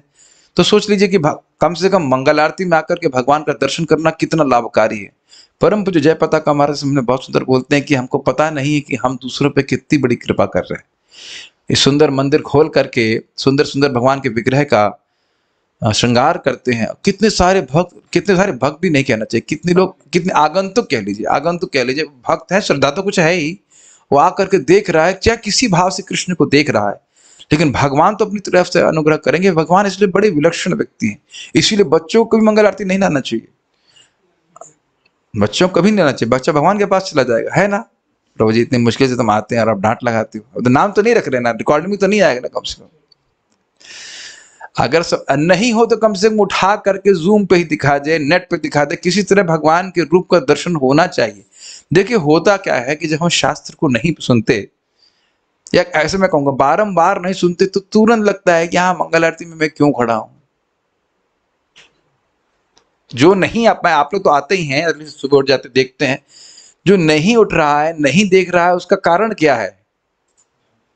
उस शास्त्र का श्रवण नहीं किया है। आज सुबह एक भक्त को मैं उठाया, क्या हो गया? खांसी जुकाम है, बस इसके लिए उन्होंने मंगल आरती को ड्रॉप कर दिया। और पहले से प्लानिंग थी कि कल मंगलवार ड्रॉप करूंगा ही। आपके रूममेट की बात कर रहा हूँ। पहले से सोच लिया था कि खांसी जुकाम हो गया, पहली चीज जो हमें दवा लेनी है वो कृष्ण का दर्शन नहीं करना है। पहली चीज हम ये करेंगे कि सुबह उठ के ही भगवान का मुख नहीं देखेंगे, ये कहने का आशय है, इससे हमारे खांसी जुकाम ठीक हो जाए। केवल खांसी जुकाम।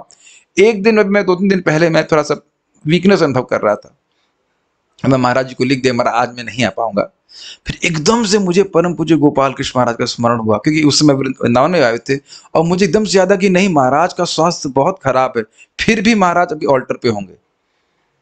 और आपने देखा ही होगा 4वें दिन महाराज आए, एकदम महाराज का मतलब बिल्कुल शरीर अस्वस्थ है, लेकिन फिर भी महाराज होंगे। हमने कहा मैं इतना अस्वस्थ तो नहीं हूं। तो ये आप देखेंगे कि एक बार स्मरण आ रहा है कि एक ब्राह्मण थे अयोध्या में जो भगवान श्री राम का दर्शन किए बिना पानी भी नहीं पीते थे।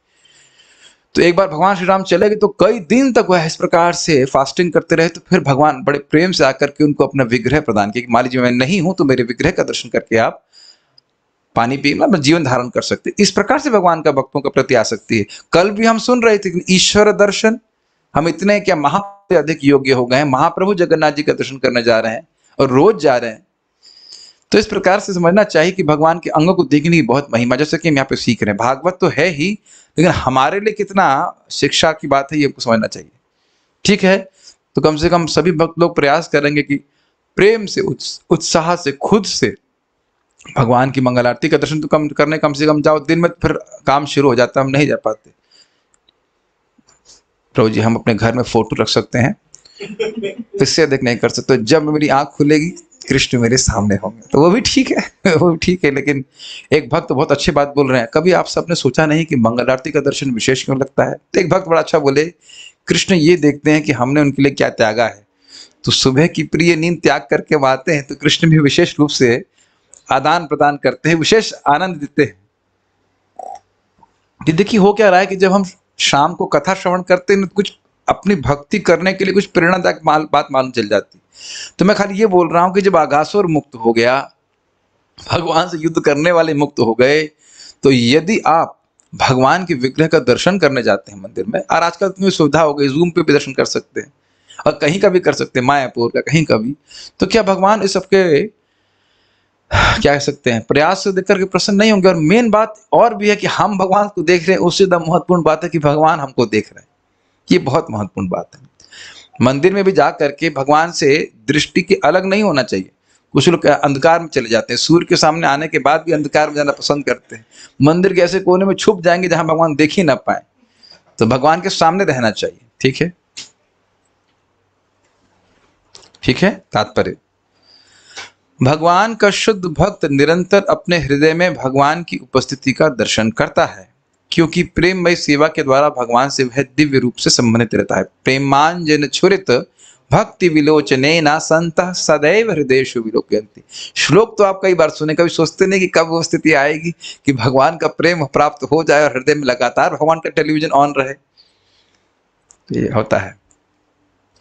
ऐसा शुद्ध भक्त भगवान को क्षण भर के लिए भी भूल नहीं पा सकता, यही समाधि है।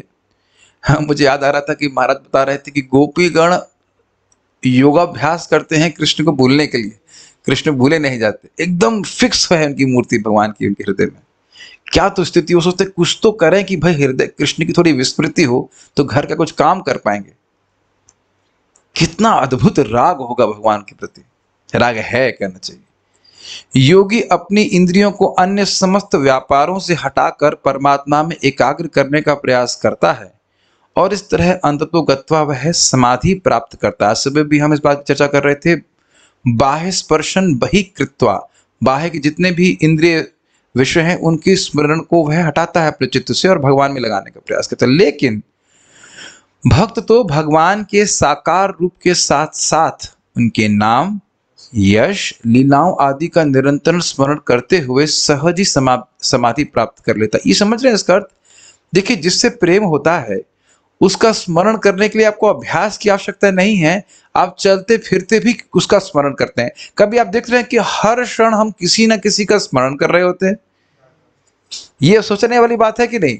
हमारा मन नित्य हर क्षण किसी का, किसी व्यक्ति का या वस्तु का स्मरण करता रहता है, और वही हमारी आसक्ति को द्योतित करता है, प्रकट करता है। आपने कभी सोचा इस तरह से? कुछ ना कुछ, jalebi poha, whatever something, is it not? मैं बोल रहा हूं तो उन सब वस्तुओं का स्मरण हो रहा है। मैं ऐसे यहाँ पे खाने पीने का स्मरण नहीं कराना चाह रहा हूँ, लेकिन आपने ये नोटिस किया है कि हम हमेशा कुछ ना कुछ सोचते रहते हैं, किसी न किसी वस्तु का स्मरण करते रहते हैं। तो क्योंकि भगवान से प्रीति है, इस कारण से सहज रूप से उनके प्रति आकर्षण है। इसको समझाने के लिए मैं कथा सुनाना चाह रहा था। सुनना चाहेंगे कथा? एक माता जी थी, माता जी मतलब स्त्री थी। उसका अपने वो प्रेमी से मिलने के लिए जा रही थी, और प्रेमी के प्रति उसका अत्यंत राग था, आसक्ति थी। वो दौड़ रही थी तब एक महात्मा जी गायत्री कर रहे थे, बैठे हुए तैयारी कर रहे थे गायत्री की, और धाड़ से उनको मारा, उसने झटका मारा, वो एकदम हिल गए, और उसके बाद फिर वो आगे चली गई। और उसना इतना वो राग में एब्जॉर्ब थी अपने प्रेम भी के प्रति, कि उनको ध्यान ही नहीं रहा कि किसको लात मारी, किसको धक्का मारा इत्यादि। फिर जब वो लौट के आती है, तब वह उस महात्मा के चरणों में गिर जाती है, महात्मा जी हमें क्षमा कर दीजिए, आपको धक्का मार दी। तो जब धक्का मार के गई थी, तो महात्मा अपने ज्ञान के द्वारा अपने मन को स्थिर कर ले, ठीक है, I am not the body, जो भी मैं शरीर रही हूँ। तो पूछे कि भाई तुम जब गई थी तब तो तुमने कुछ ध्यान नहीं दिया, अब तुम मुझसे क्षमा मांग रही। तो कहती उस समय मैं अपने प्रेमी से मिलने के लिए इतने समाधिस्थ थी, समाधि मतलब चलते हुए दौड़ते हुए इतनी एब्जॉर्ब थी राग में, कि आपका अनुसंधान नहीं रहा मुझे। तो इस प्रकार के राग की बात गौड़ीय वैष्णव इस प्रकार की शिक्षा को देते हैं, इस प्रकार की बात कर रहे हैं। इतना प्रेम भक्त का है कि वह उस रूप में, भगवान के रूप में या यश में, नाम में वह आसक्त रहते। क्या हम लोग बाल रूपम क्या कहते हैं हम लोग दामोदराष्टकम में? आपकी इस बाल रूप की स्मृति मुझको रहे, मुझे और क्या इदम ते वपुरनाथ गोपाल बालम सदा में मनस्या वीरस्तम के मन्ये। सेम चीज, उस भगवान की सुंदर रूप की छवि मन में बनी रहे, बस भक्त यही आशा कर रहा है। सेम चीज आपको याद आ रहा हो, कुंती महारानी भी स्मरण कर रही थी, गोप्या ददे त्रितिक त्वयि कृतागसिता मतावत इत्यादि। ठीक है। अतएव योगी तथा भक्त की एकाग्रता एक ही स्तर पर नहीं होती। योगी की एकाग्रता यांत्रिक होती है, जबकि शुद्ध भक्त की एकाग्रता शुद्ध प्रेममय तथा नैसर्गिक स्नेह युक्त सहज भाव होता है। ये दोनों में अंतर समझ रहे हैं? एक व्यक्ति जबरदस्ती अपने मन को भगवान में लगाने का प्रयास कर रहा है, उसका लाभ है योगी का, लेकिन इसका भगवान से प्रेम है तो सहज रूप से मन भगवान में जा रहा है। ठीक है। तो जब तक हमारा भगवान से प्रेम नहीं होता है, हमारे लिए कठिन होता है, लेकिन जैसे जैसे भगवान के प्रति भक्ति भावना बढ़ती है, तो मन सहज रूप से भगवान की तरफ उन्मुख होने लगता है। उसके लिए प्रयास करने की जरूरत नहीं होती, लेकिन इसमें काफी समय लगेगा, इसलिए धैर्य पूर्वक भक्ति करते रहिए। भीष्म देव शुद्ध भक्त थे और सेना नायक के रूप में वे निरंतर पार्थ सारथी के रूप में भगवान के युद्ध क्षेत्र वाले स्वरूप का स्मरण कर रहे थे, क्योंकि वही रूप उनको प्रिय लगता था, तो वही मन में छाया हुआ था। अतएव पार्थ सारथी के रूप में भगवान की लीला भी शाश्वत है। अभी भी कठिनाई एकदम प्रॉपर क्लियरली बोल रहे हैं जी। भगवान की लीलाएं कंस के कारागार में अपने जन्म काल से लेकर अंत में मौशाल लीला अर्थात जब सारे यदुकुल वंश का नाश हुआ था, समस्त ब्रह्मांडों में एक एक करके उसी प्रकार चलती चक्कर लगाती हैं, जिस प्रकार घड़ी की सुइयां एक बिंदु से दूसरी बिंदु तक चलती जाती हैं। स्पष्ट है?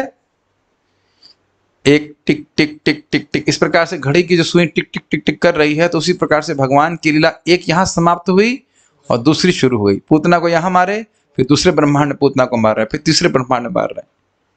तो आप कहेंगे अच्छा यहां मार रहे हैं तो वहां कौन से कृष्ण जा रहे हैं? वो एक ही समय में सब जगह प्रस्तुत हो सकते हैं। भाई अगर ये कहा जाए कि सूर्य इस समय कहीं उदित हो रहा है, तो वही सूर्य है जो यहाँ उदित हुआ था, कोई और सूर्य उदित हो रहा है, वही सूर्य है।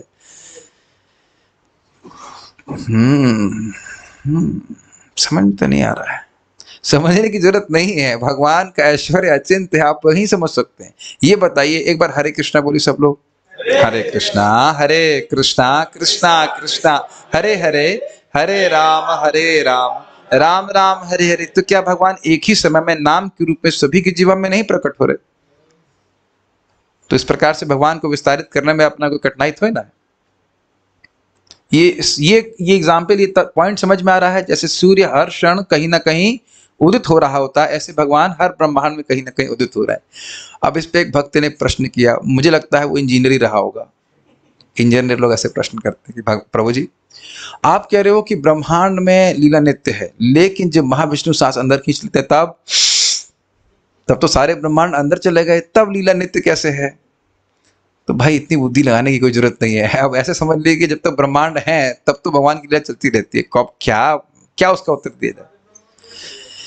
अब दूसरे इंजीनियर ही बोल रहे हैं कि सारे ब्रह्मांड सारे ब्रह्मांड तो अंदर नहीं चाहते हैं। अब तो शास्त्र तो यही कहता है कि सारे ब्रह्मांड अंदर चले जाते हैं, फिर सांस छोड़ते सारे ब्रह्मांड बाहर आ जाते हैं। कौन जाने, हो सकता, देखिए बहुत सारी पॉसिबिलिटी है। जो आप बोलो ये भी सत्य हो सकता है कि कुछ ब्रह्मांड अंदर जा रहे हो, कुछ ब्रह्मांड शरीर से निकल रहे हो, तो बड़ा कठिन है समझना। तो ये सब चीजें नहीं सोचनी चाहिए, लेकिन यहाँ पे जो स्पष्ट लिखा है उसको वैसे ग्रहण कर लेना होगा। और ऐसी लीला में पांडव तथा भीष्म जैसे उनके पार्षद उनके नित्य संगी रहते हैं। तो फाल्गुनी प्रभु के प्रश्न का उत्तर हो गया प्रभुपाद जी के तात्पर्य से। ये भगवान की लीलाएं नित्य हैं और भगवान के पार्षद यहाँ पे रहते हैं। एक और बृहद भागवतम से जो मुझे स्मरण आ रहा है, द्वारका में भगवान की नित्य द्वारका मतलब जो आध्यात्मिक जगत में, वहां पे भी भगवान के द्वारका के पार्षद अर्जुन इत्यादि हैं, वो सब रहते हैं। लेकिन इधर जो भौम लीला है वहां पे भी वो रहते हैं। अब कुछ समझ में आ रहा है? समझ में आ रहा है भाई? यहाँ पे ये बताइए कि भौम लीला भगवान कृष्ण की चल रही है कि नहीं हर जगह? तो माता यशोदा गोलोक में तो है ही, और यहाँ पे भी हर जगह है। ये कैसे? ये हम अपनी भौतिक बुद्धि से नहीं समझ सकते, लेकिन ये है ऐसा। भाई ऐसी युक्ति लगाइए, भगवान की जो भौम लीला है वो नित्य है कि नहीं? नित्य है। तो उसमें यशोदा नित्य रूप से विद्यमान है कि नहीं? और गोलोक की लीला तो वो अलग, वहां पे कोई डुप्लीकेट भक्त हैं क्या? पे नहीं, दोनों ही भक्त शाश्वत हैं और दोनों ही वही एक ही व्यक्ति हैं। अच्छा, अभी भी नहीं समझ में आ रहा तो और कंफ्यूज करते हैं आप। रुक्मिणी माता का यहाँ पे भगवान कृष्ण से शादी हुई थी। उस शादी में, वह शादी जब रुक्मिणी को हर के कृष्ण लेके आए द्वारका में, तो वह शादी हर घर में हुई और हर व्यक्ति हर के घर में गया। आपको समझ में आ रहा है? नहीं समझ में आ रहा? द्वारका में बहुत सारे घर थे, करोड़ों करोड़ों घर थे, और हर घर में भगवान कृष्ण और रुक्मिणी देवी की शादी हुई। और हर घर में वसुदेव देवकी आए, पांडव आए, हर घर में। और हर व्यक्ति क्या शादी हो रही है? वसुदेव और देवकी के घर में तो हो ही रही है, और बाकी हर घर में हो रही है। हर व्यक्ति को ये लग रहा है कि सब लोग मेरे घर में आए, हमारे यहाँ शादी हो रही है। अच्छा, अब तो क्लियर हो गया? तो सब कुछ समझ आ रहा होगा ना कैसे कर रहे हैं भगवान। अच्छा, अभी एक और समझा देते हैं आपको। भगवान कृष्ण ऋषियों को लेकर के बहुलाश्व और श्रुतदेव, बहुलाश्व नामक राजा और श्रुतदेव नाम के ब्राह्मण को मिलने के लिए गए। कहाँ गए थे? ये मिथिला में। तो ये भी बड़ा रोचक है। भगवान दोनों ही चाहते थे कि भगवान मेरे पास आए और हम उनका स्वागत सत्कार करेंगे। बड़े प्रेमी थे दोनों भगवान के। तो अब देखिए बड़ा रोचक है। भगवान बहुलाश्व माने राजा देख रहा है कि भगवान श्रुतदेव ब्राह्मण के संग जा रहे हैं और भगवान के संग जो ऋषिगण हैं वह भी जा रहे हैं। क्षमा कीजिएगा, आई एम सॉरी। श्रुतदेव ये देख रहा है, ब्राह्मण देख रहा है कि भगवान और ऋषिगण उनके संग जा रहे हैं, और राजा बहुलाश्व रोते हुए जा रहा है कि भगवान मेरे साथ नहीं जा रहे। और राजा ये देख रहा है कि भगवान और ऋषिगण मेरे पास आ रहे हैं, मेरे साथ आ रहे हैं उसी समय में, और श्रुतदेव रोते हुए जा रहा है। अब आप समझ गए होंगे मेरे ख्याल से, ये समझ गए ना कि भगवान की लीला समझ में बिल्कुल नहीं आती। अचिंत ऐश्वर्य है, अचिंत ऐश्वर्य। इसी को सच्चिदानंद महाराज बहुत सुंदर बात कहते हैं कि हमको यह समझना होगा कि अपनी अचिंत शक्ति से भगवान अपने आप को अपने नामों में विस्तार करके हमारी जीभ पे आ रहे हैं। हम समझ नहीं सकते कैसे आ रहे हैं। इसलिए बड़ी गंभीरता से हरे कृष्ण मंत्र करना चाहिए। जो भगवान इस प्रकार से हर प्रकार से कार्य कर सकते, तो क्या अपने आप को नामों के रूप में विस्तारित नहीं कर सकते? कर सकते हैं। शास्त्र के आधार पर स्वीकार करना पड़ेगा। इसलिए बड़ी गंभीरता से हरे कृष्ण मंत्र का जप करना होगा। तो उम्मीद है कि आपको सारी बातें समझ में आ गई होंगी। मैंने आपको कंफ्यूज करने का पूरा प्रयास किया। कंफ्यूज नहीं, भगवान की लीला ही अचिंत है। अचिंत शब्द का उपयोग ही कर रहे हैं, मतलब भौतिक बुद्धि से आप नहीं समझ सकते। नित्य प्रभु कुछ पूछना चाहते हैं, माइक दे दीजिए इनको। हाँ, दूसरे ब्रह्मांड माता पिता रहते तो क्या? नहीं भाई, यही रहते हैं। माता यशोदा चेंज नहीं होती, कोई दूसरा। देखिए, ये समझ लेना कि कोई भी जीव यशोदा माँ नहीं बन सकता है, कभी नहीं हो सकता। वह उनकी नित्य माता है। अच्छे, एक साइंटिस्ट का वचन, एक वक्तव्य है, I don't want to believe in a god who can be understood. मैं ऐसे भगवान पे विश्वास नहीं करना चाहता जिनको समझा जा सके। भगवान को आप समझ लेंगे तो आप भगवान नहीं बन जाएंगे, ठीक है। और ऐसी लीला में पांडव तथा भीष्म जैसे उनके पार्षद उनके नित्य संगी रहते हैं। इस तरह भीष्मदेव पार्थ सारथी के रूप में भगवान के सुंदर स्वरूप को, जिसे अर्जुन भी नहीं देख पाया, कभी नहीं बुलाया। कौन सा भुला पाए? कौन सा वाला हुम हुम करते हुए और घोड़ा के लगाम पकड़े हुए इत्यादि। अर्जुन पार्थ सारथी के पीछे थे, जबकि भीष्मदेव भगवान के बिल्कुल सामने। जहां तक भगवान के सैनिक वेश का संबंध है, भीष्मदेव ने इसका आस्वादन अर्जुन की अपेक्षा अधिक रुचि से किया। कुरुक्षेत्र की युद्ध भूमि के सारे सैनिकों तथा व्यक्तियों ने मृत्यु के बाद भगवान जैसा अपना मूल आध्यात्मिक स्वरूप प्राप्त किया, क्योंकि भगवान की अहेतु की कृपा से वे सभी उस अवसर पर उनका साक्षात दर्शन कर सके। तो हम एक्चुअली यही मान के चल रहे हैं कि सभी को उनका स्वरूप प्राप्त हो। जलचर से लेकर ब्रह्मा तक विकास चक्र में चक्कर लगाते हुए सभी बद्धजीव माया के रूप में हैं, या उस रूप में है जिसे उन्होंने अपने कर्मों से प्राप्त किया है और जो भौतिक प्रकृति ने उन्हें प्रदान किया है। ये लाइन मुझे बहुत अच्छी लगी थी। हम लोग कितने आसक्त हैं अपने इस आइडेंटिटी से, अपनी इस पहचान से कि मैं ये हूं जो मैं दिख रहा हूं, है ना। और ये हम भूल जाते हैं कि ये हमारे कर्मों के द्वारा, प्रकृति के द्वारा प्रदत्त उपहार है। माता जी, यहां मैं सहन नहीं करूंगा अगर को माइक बार बार बजेगा। यहां मैं थोड़ा सा इस मामले में स्ट्रिक्ट हूं। या तो बंद कीजिए या फिर साइलेंट पे रखिए।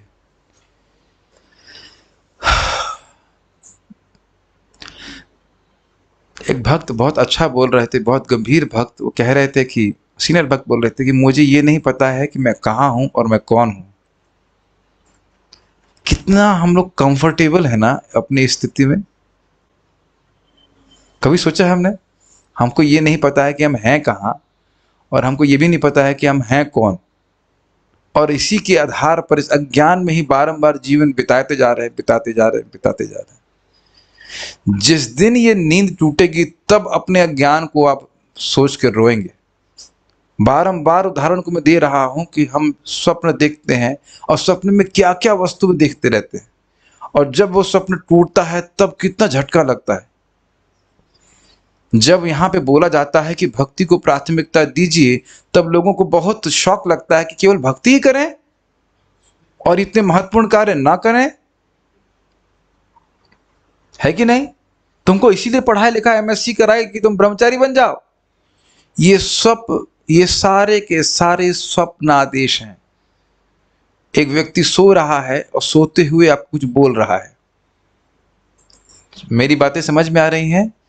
दुनिया के जो लोग भी कह रहे हैं कि आप भक्ति मत करो इत्यादि इत्यादि, उनके पास मृत्यु का कोई सॉल्यूशन नहीं है, और बिल्कुल घोर गुप्त अंधकार में है कि मृत्यु के बाद वो कहाँ जाएंगे। इसको आप लोग कभी थोड़ा सा भी मनन करेंगे तब समझेंगे कि कितनी गंभीर बात है कि मृत्यु के बाद एक भी व्यक्ति को पता नहीं यहाँ पे जगत में, जो भक्त नहीं है, कि वो कहाँ जाएगा एकदम। और हो सकता है कि मृत्यु आज है।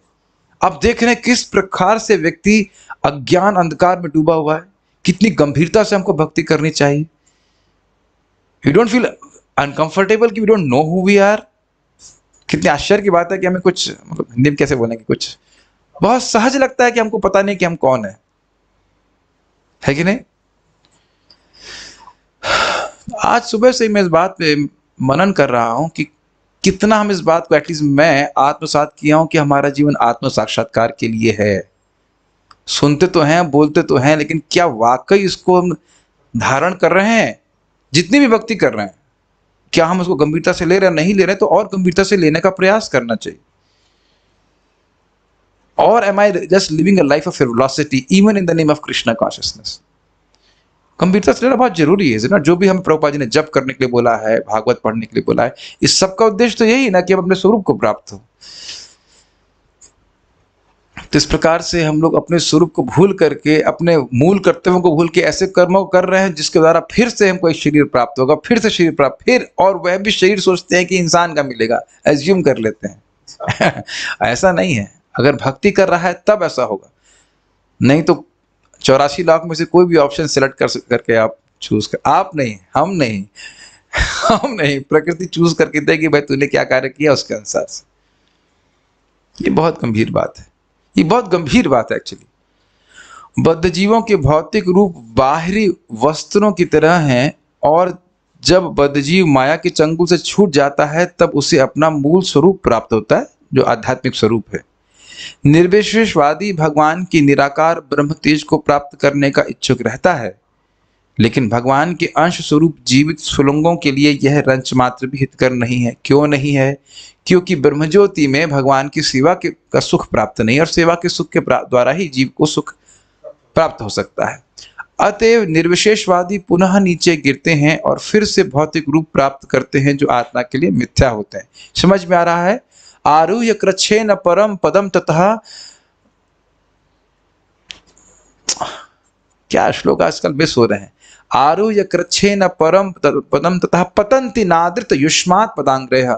आपके चरण कमलों का अनादर करने के कारण, आपकी प्रति भक्ति न करने के कारण, बड़ी तपस्या करके यद्यपि वह इस धारणा से मुक्त होते हैं कि वह शरीर नहीं है, फिर भी वह गिरते हैं, नीचे गिर जाते हैं।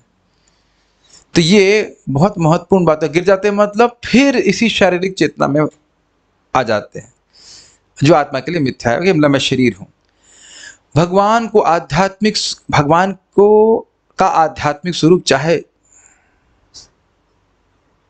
थोड़ा सा मिस्टेक है यहाँ पे, भगवान का आध्यात्मिक स्वरूप चाहे वह 2 भुजाओं वाला रूप हो या चतुर्भुजी, भक्तों की को आत्मा की मूल प्रकृति के अनुसार वैकुंठ में या गोलोक में प्राप्त होता है। ये मेरे ख्याल से थोड़ा ठीक से नहीं लिखा गया है, इसको कैसे देखा जाए? इसको देखने के लिए मेहनत करनी पड़ेगी। हमारे एडिटर्स ठीक से कुछ सेवा नहीं कर रहे हैं, इंग्लिश वालों से काम नहीं चलेगा। कैंटो 1 चैप्टर, देखिए ये बहुत बड़ी रिस्पॉन्सिबिलिटी है कि जो एडिटर्स हैं उसको ठीक से देख लिया करें, नहीं तो जो बोल रहे हैं उसमें गलती हो जाएगी तो दिक्कत होगी। एनीवेज,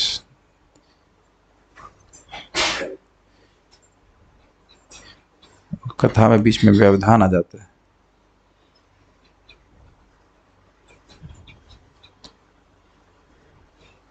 ये सेवा लग रहा है मुझे स्वयं ही करनी पड़ेगी, अपना हाथ जगन्नाथ दूसरे को देने में ये बहुत दिक्कत है।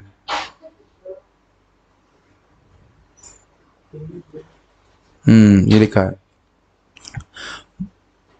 भगवान को आध्यात्मिक स्वरूप, भगवान का आध्यात्मिक स्वरूप जैसा रूप को नहीं होना चाहिए। को की वजह से दिक्कत आ रही है, एडिटर से गलती नहीं है, ठीक है। भगवान का आध्यात्मिक स्वरूप जैसा रूप, चाहे वह 2 भुजाएं वाला हो या चतुर्भुजी, भक्तों को आत्मा की मूल प्रकृति के अनुसार वैकुंठ में या गोलोक में प्राप्त होता है। अच्छा, ये समझ में आ रहा है? मतलब भगवान आत्मा का जैसा संबंध है भगवान से, तो चतुर्भुज रूप प्राप्त होगा वैकुंठ में, या फिर गोलोक में द्विभुज रूप प्राप्त होगा, या फिर द्वारका में, मतलब जहां पे भी। यह स्वरूप जो 100% आध्यात्मिक है, जीव का स्वरूप है, और उन सारे व्यक्तियों ने जिन्होंने कुरुक्षेत्र युद्ध भूमि में दोनों ओर से युद्ध किया, अपना अपना स्वरूप प्राप्त किया, जिसकी पुष्टि भीष्मदेव कर रहे हैं। तो देखिए, हम इसका अर्थ ये समझ रहे हैं प्रभुपाद जी के अनुसार बिल्कुल, कि उनको अपना स्वरूप भगवान के धाम में प्राप्त हुआ, बस इतना ही समझ देंगे, आसानी से समझ में आता है। अतएव भगवान श्री कृष्ण केवल पांडवों पर ही कृपालु नहीं थे, वे दूसरे पक्षों पर भी दयालु थे, क्योंकि उन सबों को एक ही जैसा फल प्राप्त हुआ। एक चीज की व्याख्या समझने का प्रयास कीजिए। देखिए, जब एक ही जैसा फल प्राप्त कहा जा रहा है, तो एकदम नहीं सोच रहे थे कि एक ही जैसा फल मिलता है, उसमें भी तारतम्यता होती है। प्रायः असुर जब भगवान के द्वारा मारे जाते हैं तो उनको सायुज्य प्राप्त होता है, और भक्तों को विशेष सेवा प्राप्त होती है धाम है भगवान की। तो एक ही बोल रहे हैं क्योंकि वह स्पिरिचुअल वर्ल्ड का ही एक भाग है, इस दृष्टि से बोल रहे हैं एक ही गति प्राप्त होती है। इसको लघु भागवतामृत में रूप गोस्वामी समझाते हैं स्पष्ट रूप से। लेकिन यह नहीं सोचना चाहिए कि उनको भी वही एग्जैक्टली सेम लाभ प्राप्त हो जाएगा, नहीं तो फिर कहेंगे असुर बनना अच्छा है। वैसे ये भी समझना होगा कि असुर बनना डिफिकल्ट है, क्योंकि इतने बड़े असुर हम नहीं बन पाएंगे कि भगवान आकर के हमको मारेंगे। तो इतना बड़ा असुर हम बन नहीं सकते हैं, तो भक्त बनना ही अच्छा है। ठीक है। भीष्म देव भी वही सुविधा चाह रहे थे और यही भगवान से उनकी प्रार्थना थी। यद्यपि भगवान के पार्षद रूप में किसी भी स्थिति में उनका पद सुरक्षित है, क्योंकि भगवान के प्रति वो प्रेमी है, इसलिए भगवान के पास ही जाने वाले हैं। निष्कर्ष यह निकला कि जो भी व्यक्ति भगवान का दर्शन करते हुए मरता है, चाहे वह दर्शन भीतर से हो अर्थात हृदय में हो या बाहर से, वह अपना स्वरूप प्राप्त करता है। यही जीवन की सर्वोच्च सिद्धि है और इसके लिए भक्त को प्रयास करना चाहिए।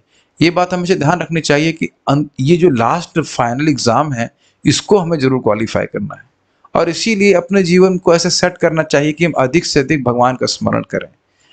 आप लोग पता नहीं इसको ध्यान दे रहे हैं कि नहीं, लेकिन वाणी का बहुत महत्व होता है। वाणी को जितना संयत करके सीधे भगवान के गुण में लगाएंगे, उतना ही भगवान का स्मरण होगा। आपने कभी ऐसा अनुभव किया है? You can't speak something unless you remember it, is it not? और आपने कभी अनुभव किया है कि कोई बात करता है तो कहीं आपकी मति लगी हुई थी, केवल सुनने से आपकी मति उधर चलने लगती है? इतना दिखता है कि नहीं? जिस बात का, जिस विषय वस्तु को आपकी बिल्कुल स्मृति नहीं हो रही है, जैसे ही कोई व्यक्ति बोलना शुरू करता है, वह स्मृति एकदम खिंच जाती है उस तरफ। क्या ये आप देखते हैं कि नहीं? मैं कोई ऐसा लौकिक बात का उदाहरण देना भी नहीं चाहता, क्योंकि यह सबके लिए अमंगल होगा। मैं जैसे आप देख रहे थे, मैं अभी रुक्मणी जी के बारे में बात कर रहा, तुरंत आप रुक्मणी जी की लीला के बारे में सोचने लगे। फिर मैंने महाप्रभु के बारे में बोलना शुरू किया तो आप उधर उसके बारे में सोचने लग गए। ये देख रहे हैं कि श्रवण के पीछे पीछे स्मरण चल रहा है। तो अपने जीवन में अगर आपके पास ऐसी व्यवस्था है, तो भगवान के श्रवण को भर लीजिए। अगर ऐसे कार्य करने के लिए सेवा है जिसमें कुछ बात नहीं करनी है, तो अधिक अधिक भगवान के बारे में श्रवण करने का अभ्यास करना चाहिए। Does it make sense?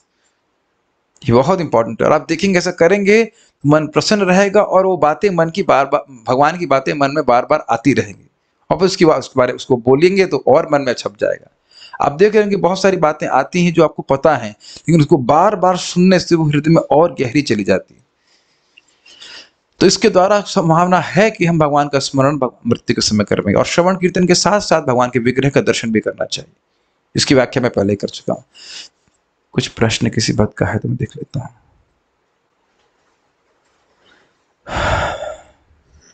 हम जन्माष्टमी भी हर रोज मना सकते हैं क्योंकि भगवान की प्राकट लीला कहीं ना कहीं हो रही है। हाँ, लेकिन अब फिर खाना कब खाएंगे? आप मर जाएंगे।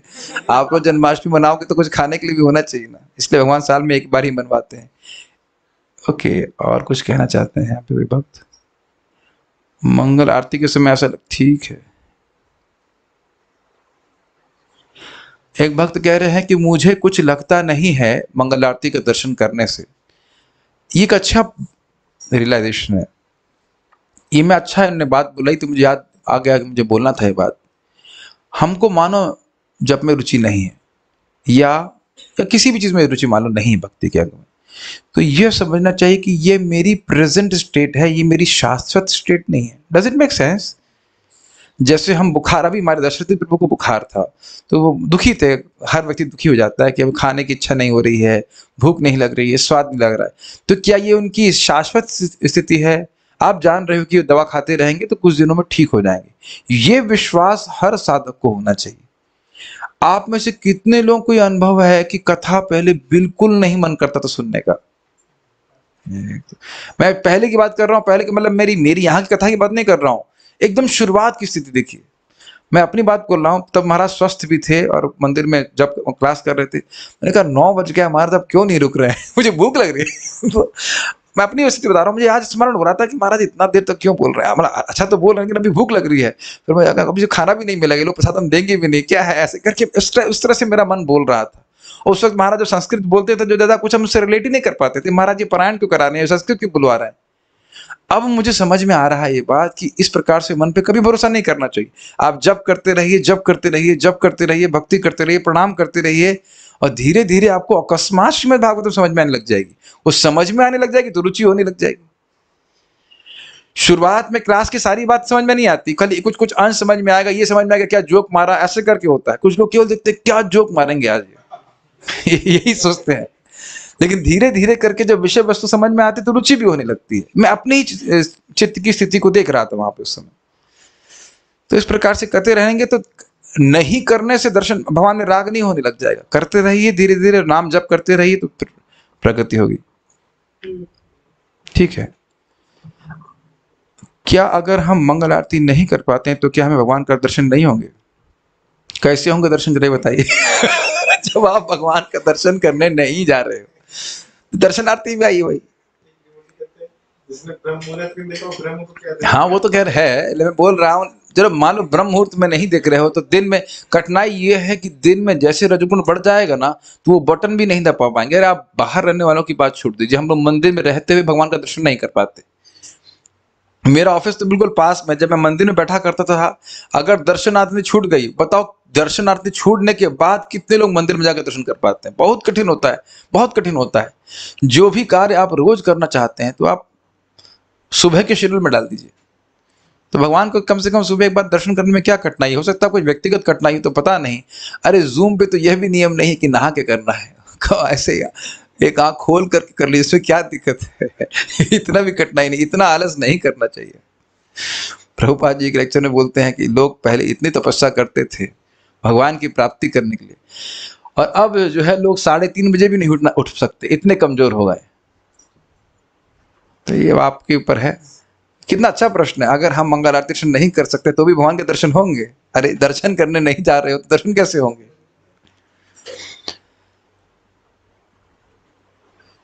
एक भक्त बोल रहे हैं कि दर्शन करना अच्छा लगता है, दर्शन करने के बाद आंसू आते हैं। तो आंसू ही तो निकल रहा है, खून तो नहीं निकल रहा है ना बॉडी से। अगर भगवान आपके आंसू आ रहा है, कुछ भी आ रहा है, भाव आ रहा है, अच्छी बात है। भाव हो नहीं हो, भगवान के सामने जाने से भगवान प्रसन्न होते हैं। मैं कई बार भक्तों को बोलता हूँ कि हमारी जूम मीटिंग होती है तो केवल आप ही मुझे देख रहे हैं या मैं भी आपको देख रहा हूँ? हम भी वहां पे देख रहे हैं कि शशिकांत प्रभु हैं, यशोदा माता जी हैं, मंजू माता जी हैं, तब देख रहे हैं कि नहीं क्लास सुन रहे हैं? तो क्या जब मेरे अंदर ये सामर्थ्य है तो भगवान के अंदर सामर्थ्य नहीं है देखने का आपको? मैं लग रहा हूं कि मैं अपने इस वीडियो से अलग नहीं हूं, और भगवान आपको अपने वीडियो से अलग लग रहे हैं। ये उन लोगों के लिए स्वाभाविक सी बात है जो मंदिर से दूर रह रहे हैं। मंदिर के पास रहने वाले लोगों को तो कभी नहीं आना चाहिए, है ना नटवर प्रभु?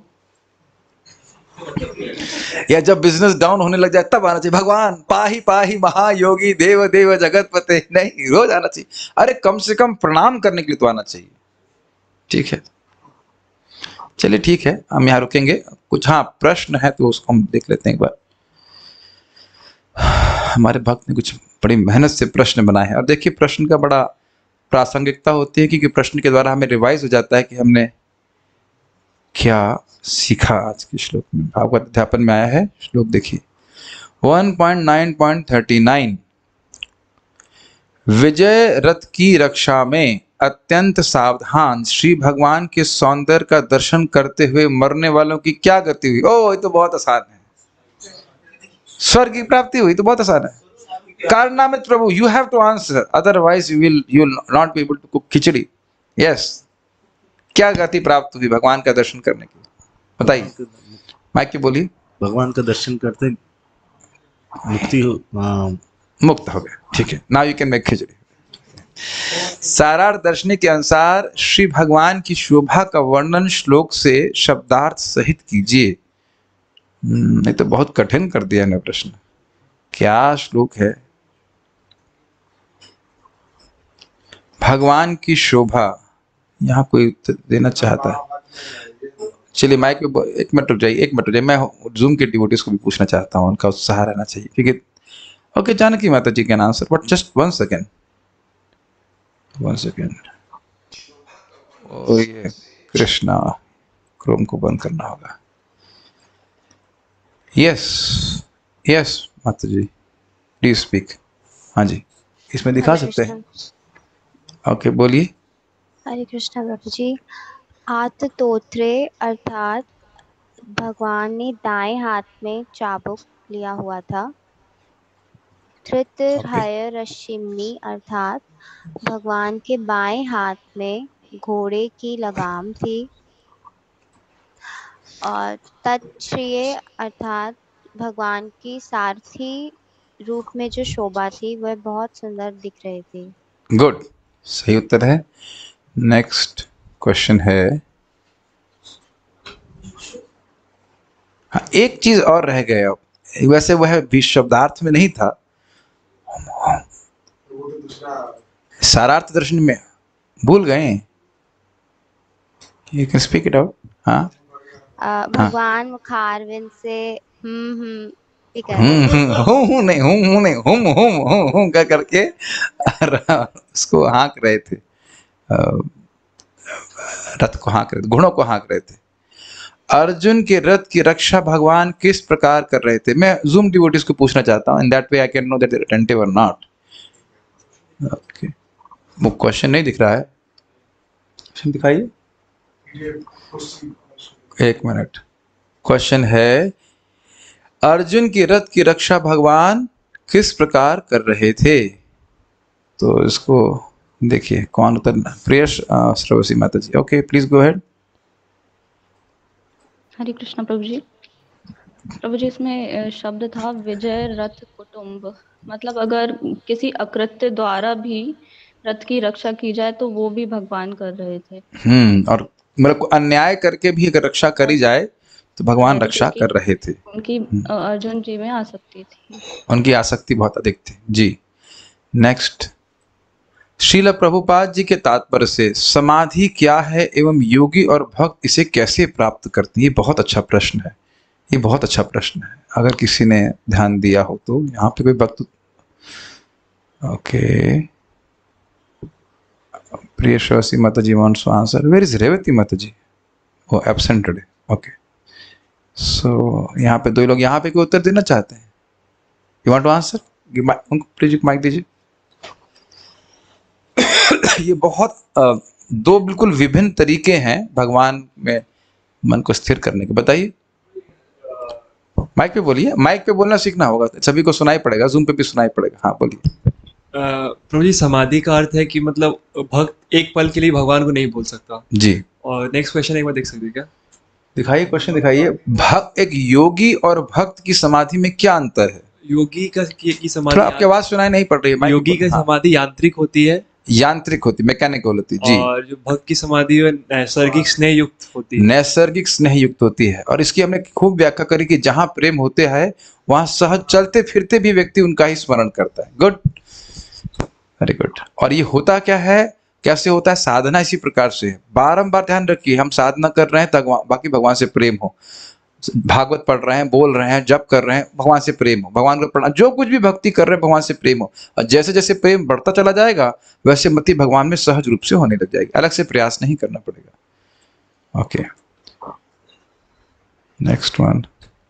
भगवान के सैनिक वेश का आस्वादन अधिक रुचि से किसने और कैसे किया? तो इजी है, फिर भी भक्तों से देखते हैं कोई उत्तर देना चाहे। Priya Shavasi Mata ji, only she is answering. Janaki, okay Shashikant bro, yes maybe your net is working, go ahead. Puja माता जी, आज आप डिस्ट्रैक्टेड हैं क्या? कोई उत्तर नहीं दे रही हैं? ठीक है, नेक्स्ट वाला आप देना है, बोलिए। आपकी आवाज ही नहीं सुनाई पड़ती। हाँ बोलिए।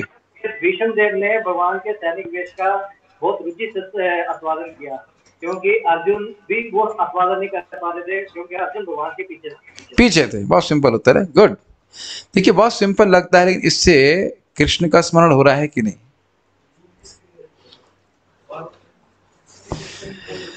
बद्ध जीव को अपना मूल स्वरूप कब प्राप्त होता है? जब वो पिज्जा खाता है। ये बहुत सिंपल उत्तर है, ये तो बहुत इजी है। पिज्जा खाने मात्र से हम अपने स्वरूप की सिद्धि कर सकते हैं? नहीं, कोई अग्री नहीं करता। पूजा माता जी बताएंगे कि स्वरूप की सिद्धि कैसे प्राप्त होती है? नहीं, नहीं पता। I can try. हाँ बताइए। बद्ध जीव को अपना मूल स्वरूप तब प्राप्त होता है जब अंत समय में वह भगवान का ही की मति में ही रहता है, जब उसकी आसक्ति भगवान में ही रहती है। तो माता जी फिर जिंदगी भर भक्ति करने की क्या जरूरत है, अंत में कर लेंगे। अगर जिंदगी भर वो भगवान की भक्ति करेगा तभी उसकी मति भगवान में इस तरह होगी कि मरते समय उसकी आसक्ति पूर्ण रूप से भगवान में ही होगी। ये बात सब लोग एक ऐसा ऑपरेशन करके अंदर घुसा लीजिए कि जो जो कर्म कर रहे हैं उन कर्म से हमारी बुद्धि का निर्माण हो रहा है, हमारी मति का निर्माण हो रहा है, उसी को हम अच्छा मानेंगे। ऐसे इज वेरी वेरी इंपॉर्टेंट। और उसका आधार है श्रवण। श्रवण करेंगे तो शरीर मतलब एक्टिविटीज चेंज होंगे। श्रवण अपने आप में एक्टिविटी है। और कर्म चेंज होंगे तो मति चेंज होगी। मति चेंज होगी तो अंते मरणे सा मति या मति सा गति। Yes, okay, very good. अपने आप को म्यूट कर लीजिएगा उत्तर देने के बाद। नेक्स्ट क्वेश्चन करें। आज अच्छे प्रश्न सेट किए गए हैं। भगवान श्री कृष्ण विपक्षियों पर किस प्रकार दयालु थे? भगवान श्री कृष्ण विपक्षियों पर किस प्रकार दयालु थे? कौन उत्तर देना चाहेंगे? पूजा माता जी। I just see if somebody. प्रिय श्रवण माता जी। Yes please. हरे कृष्ण। भगवान श्री कृष्ण विपक्षियों पर इस प्रकार दयालु थे क्योंकि एक तो वो उनके समक्ष थे तो उन्हें भगवान का सीधा दर्शन प्राप्त हो रहा था, और जब वो मृत्यु के निकट थे तो भगवान का दर्शन मात्र होने से ही उनकी मुक्ति हो जाती। और भगवान श्री कृष्ण सारथी के रूप में उनके समक्ष थे, इसलिए जो अनाधिकारी व्यक्ति थे उनको भी सायुज्य मुक्ति प्राप्त हो गई। ठीक है, सबको सुनाई पड़ा।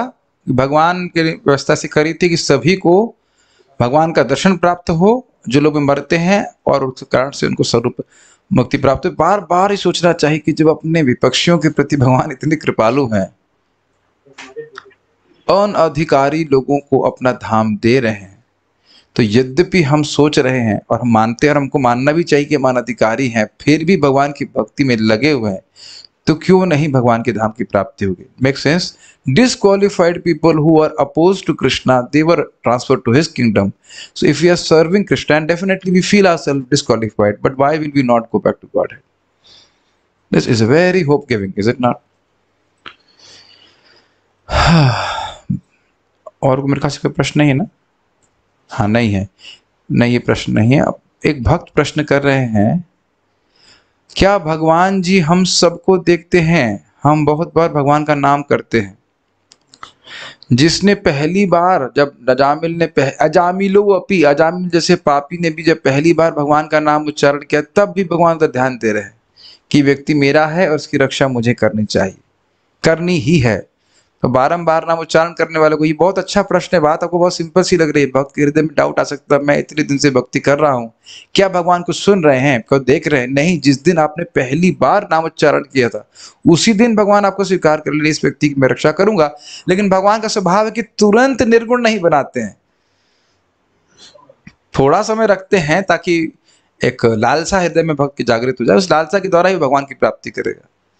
लेकिन ये मत सोचेगा कि भगवान आपके भजन को देखते नहीं। बारंबार सच्चिदानंद महाराज जब कीर्तन करते हैं तो बोलते हैं इस बात को, ही हियर्स यू।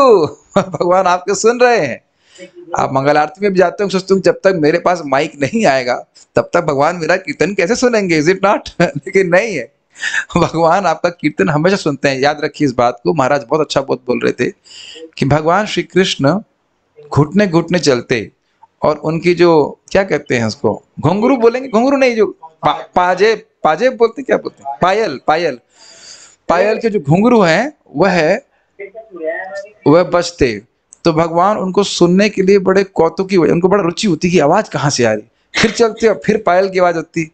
तो वहां पे एक आचार्यगण कहते हैं कि देखिए, जो भगवान के चरणों में गिरे रहते हैं, जो भक्त पड़े रहते हैं, तो यहाँ से भगवान ध्वनित कर रहे हैं कि जो उनके चरणों में गिरे हुए हैं, मतलब आश्रित हैं, उनके कीर्तन को भी मैं बड़े ध्यान पूर्वक सुनता हूँ। और आपने उधर सुना था ना कि क्या नाम, उत्तरा जब प्रार्थना करती हैं तो वहां पे भगवान पे शब्द लिखा हुआ है कि भगवान अपने भक्तों से प्रेम करने वाले भगवान उत्तरा के वचनों को सुने, जबकि वो सब कुछ जानने वाले हैं। तो ऐसा नहीं सोचना चाहिए कि आप कुछ प्रार्थना निवेदित करना है तो भगवान सुनते नहीं है, ऐसा नहीं है, बिल्कुल सुनते हैं। ठीक है, हम लोग पारायण करेंगे एंड देन स्टॉप हियर। उम्मीद है कि आपको ये बातें कुछ समझ में आई होंगी श्लोक की। तो हाँ, माइक पे पूछिए। हाँ, प्रभु जी आपने कहा कि भगवान हमारी प्रार्थना सुनते हैं, सबकी प्रार्थना भी, तो मतलब सबके हृदय में परमात्मा रूप में भगवान विराजमान है। हाँ। और भगवान कृष्ण का एक अलग स्वरूप भी है। तो भगवान थोड़ा परमात्मा, माइक में बोलेंगे सब लोग सुन पाएंगे। तो हमारी जो प्रार्थना है वो परमात्मा के वाया होके जाती है कि डायरेक्टली भगवान के पास? देखिए, पहली बात तो यह है कि परमात्मा भगवान में अंतर नहीं है, लेकिन परमात्मा के रूप में भगवान न्यूट्रल रहते हैं। जब हम भगवान की भक्ति करना शुरू करते हैं तब भगवान हमको बुद्धि देते हैं। क्या श्लोक है वो? तेषाम सतत युक्ता नाम भजताम प्रीतिपूर्वकम ददामि बुद्धि योगम तम ये नमोपयाम तिथि। तो इस प्रकार का बुद्धि योग कि वह हम कैसे भगवान की प्राप्ति कर लेंगे, वो तभी होता है जब हम प्रमाणिक गुरु के आश्रय में रह करके भक्ति करते हैं। अन्यथा भगवान परमात्मा के रूप में तो ज्ञान दे ही रहे हैं, ऐसे खा लो पी लो सो जाओ, इसमें तो कोई कठिनाई है नहीं। माइक पे बोलेंगे। लेकिन अन्यत्र कहा गया है कि भगवान डायरेक्टली मतलब जो भाव या उसके ऊपर किस तरह के होते हैं उनसे डील करते हैं। जनरली परमात्मा सबसे डीलिंग करते हैं। तो प्रभुपाद जी ग्रंथों में कहाँ पढ़े यहाँ पे? प्रभुपाद जी के ग्रंथ में देखिए, पहली जनता मेरा निवेदन है कि आप प्रभुपाद जी ग्रंथों कितनी बार पढ़े हैं ये बताइए। ये मैं आपको नीचा नहीं दिखा रहा हूँ, क्षमा कीजिएगा, लेकिन ये कई बार जब प्रभुपाद जी ग्रंथ को ठीक से पढ़ लेंगे उसके बाद अब आचार्यों की बात समझे तो अच्छा रहेगा। कभी भी मैं फिक्स करता हूँ तो आज प्रभु देखें, प्रभुपाद जी की बात फिक्स लेके समझेंगे what is Prabhupada understanding of the acharyas. तो इंडिपेंडेंट आचार्य लेंगे तो कठिन हो जाएगा। अब आप अगर मैं आपसे पूछ लूँ तो कठिन होगा कि हमने कभी नहीं पढ़ा ये बात। जीव को भक्ति संदर्भ में आप पता नहीं भक्ति संदर्भ समझ रहे ना, प्रभुपाद जी ग्रंथ कितनी बार पढ़े हैं? एक बार भी पढ़े हैं कि एक बार भी पूरा तात्पर्य सहित पूरा पढ़ ली हूँ? पहले उसको पढ़िए प्रभु जी। ये इधर मैंने खुद, मुझे भी बोला गया था अच्छे से देखिए हम क्या प्रभुपाद जी के तात्पर्य को छोड़ रहे हैं। एक भी तात्पर्य कभी छोड़ा हूँ जरा बताइए? मैं एक भी तात्पर्य कभी नहीं छोड़ा। तो फिर नहीं तो कंफ्यूजन हो जाएगा। पहले प्रभुपाद जी के तात्पर्य को ठीक से समझिए, फिर आगे बात समझेंगे। आप कहो कि केवल भाव स्तर पे भगवान दे रहे हैं, तो बताइए इसमें लिखा नहीं है शृण्वताम स्वकथा कृष्णा पुण्य श्रवण कीर्तना। जैसे ही व्यक्ति श्रद्धा से युक्त होकर भगवान के बारे में सुनना शुरू करता है, भगवान तुरंत एक्टिव होकर हृदय को साफ कर रहे हैं कि नहीं कर रहे हैं बताइए। तो ये कहना कि भगवान बुद्धि नहीं दे रहे कैसे हो रहा? बताइए, बुद्धि नहीं दे रहे तो हम वृंदावन में क्यों रह रहे होते? क्या हमको भाव स्तर प्राप्त है? अगर परमात्मा भी हमारे साथ आदान प्रदान करते वो भी तो भगवान ही है ना। परमात्मा आदान प्रदान उस तरह से नहीं करते, उपदृष्टानुमंता के रूप में करते हैं। आप जानते हैं इस बात को। हाँ, तुम्हें वो करना तो ठीक है। क्या अपने जीवन में आप नहीं देख रहे हैं कि भक्त भगवान हमको किस प्रकार से प्रेरित करते हैं? ये पुस्तक पढ़ो, इस प्रकार से इस भक्त संग में जाकर श्रवण करो। कैसे आप कह रहे हो कि नहीं भगवान बुद्धि नहीं देते? बिल्कुल दे रहे हैं। भगवान को प्रणाम करते हैं तो भगवान की जप करते हैं। भगवान मुझे तो आश्चर्य है भाई, मुझे भाव स्तर प्राप्त नहीं है, लेकिन मैं ये नहीं मान रहा हूँ कि भगवान, मैं तो नहीं मान सकता कि भगवान मुझे बुद्धि नहीं दे रहे। एक करना में प्रभु कौन सिखाता है कुकिंग करो? कंप्यूटर इंजीनियर है, सॉफ्टवेयर इंजीनियर है, सॉफ्टवेयर इंजीनियर है, कुकिंग कर रहे हैं बताइए। तो ये कौन आपको देते हैं? कितनी बार प्रभु जी इतने सुंदर प्रसाद बनाते हैं, आपको लगता नहीं कि ये कैसे बन गया? कभी लगता नहीं इंसिडेंट ये कैसे हो गया? Krishna allows that, is it not? तो ये पता नहीं कैसे आप कह रहे हो भाई, हमने तो कभी सुना नहीं। ठीक है ना? और ऑब्वियसली मैं ब्रह्मा नहीं हूं कि मैं नहीं सुना हूं तो है नहीं, ये भी नहीं कह रहा हूं, लेकिन प्रभुपाद जी ग्रंथ में पहले इसको पहले अच्छे से पढ़ने तो समझ में आएगा। ओके, ठीक है, हम पारायण करते हैं।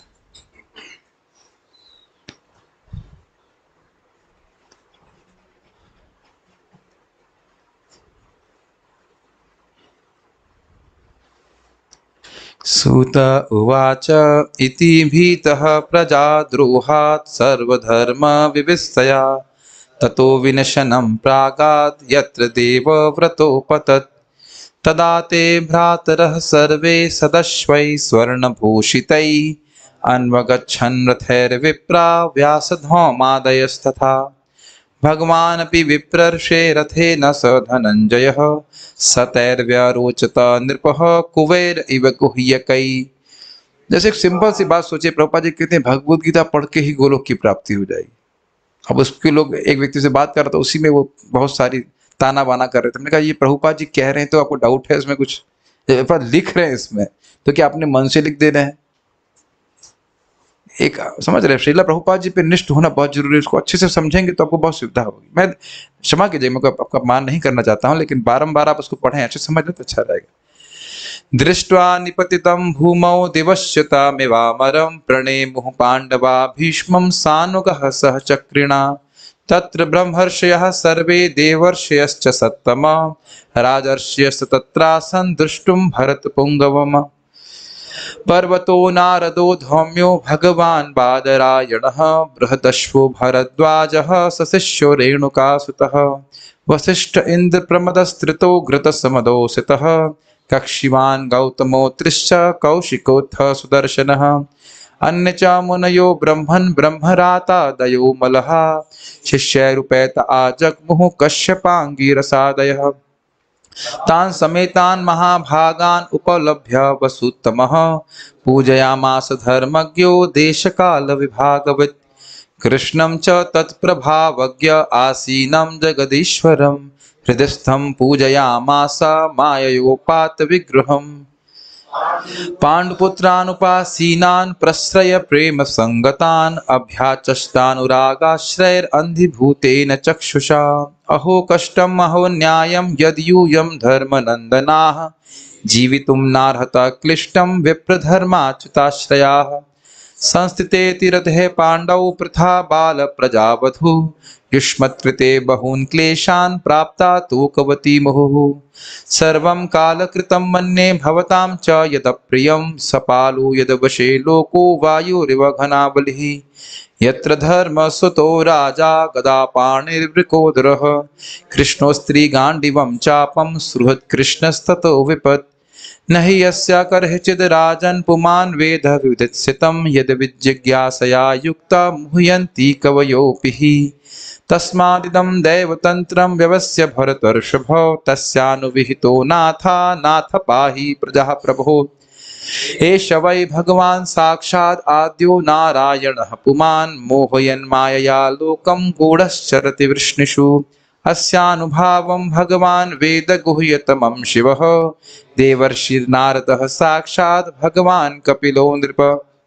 यं मन्यसे मातुलेयं प्रियं मित्रं सुहृत्तमम् अकरोः सचिवं दूतं सौहृदा दथ सारथिं सर्वात्मनः समदृशो हि द्वस्यानहं कृते तत्कृतं मतिवैषम्यं निरवद्यस्य न क्वचित् तथाप्येकान्तभक्तेषु पश्य भूपानुकम्पितं यन्मे संस्त्यजतः साक्षात् कृष्णो दर्शनमागतः भक्त्यावेश्य मनो यस्मिन् वाचा यन्नाम कीर्तयन् त्यजन् कलेवरं योगी मुच्यते कामकर्मभिः सदेव देवो भगवान् प्रतीक्षतां कलेवरं यावदिदं हि नौम्यहम् प्रसन्नहासारुणलोचनो लसन् मुखाम्बुजो ध्यानपथ चतुर्भुजः सूत उवाच युधिष्ठिरस्तदा कर्ण्य शयान्नं शरपञ्जरे अपृच्छद विविधान् धर्मान् ऋषीणां चानुशृण्वताम्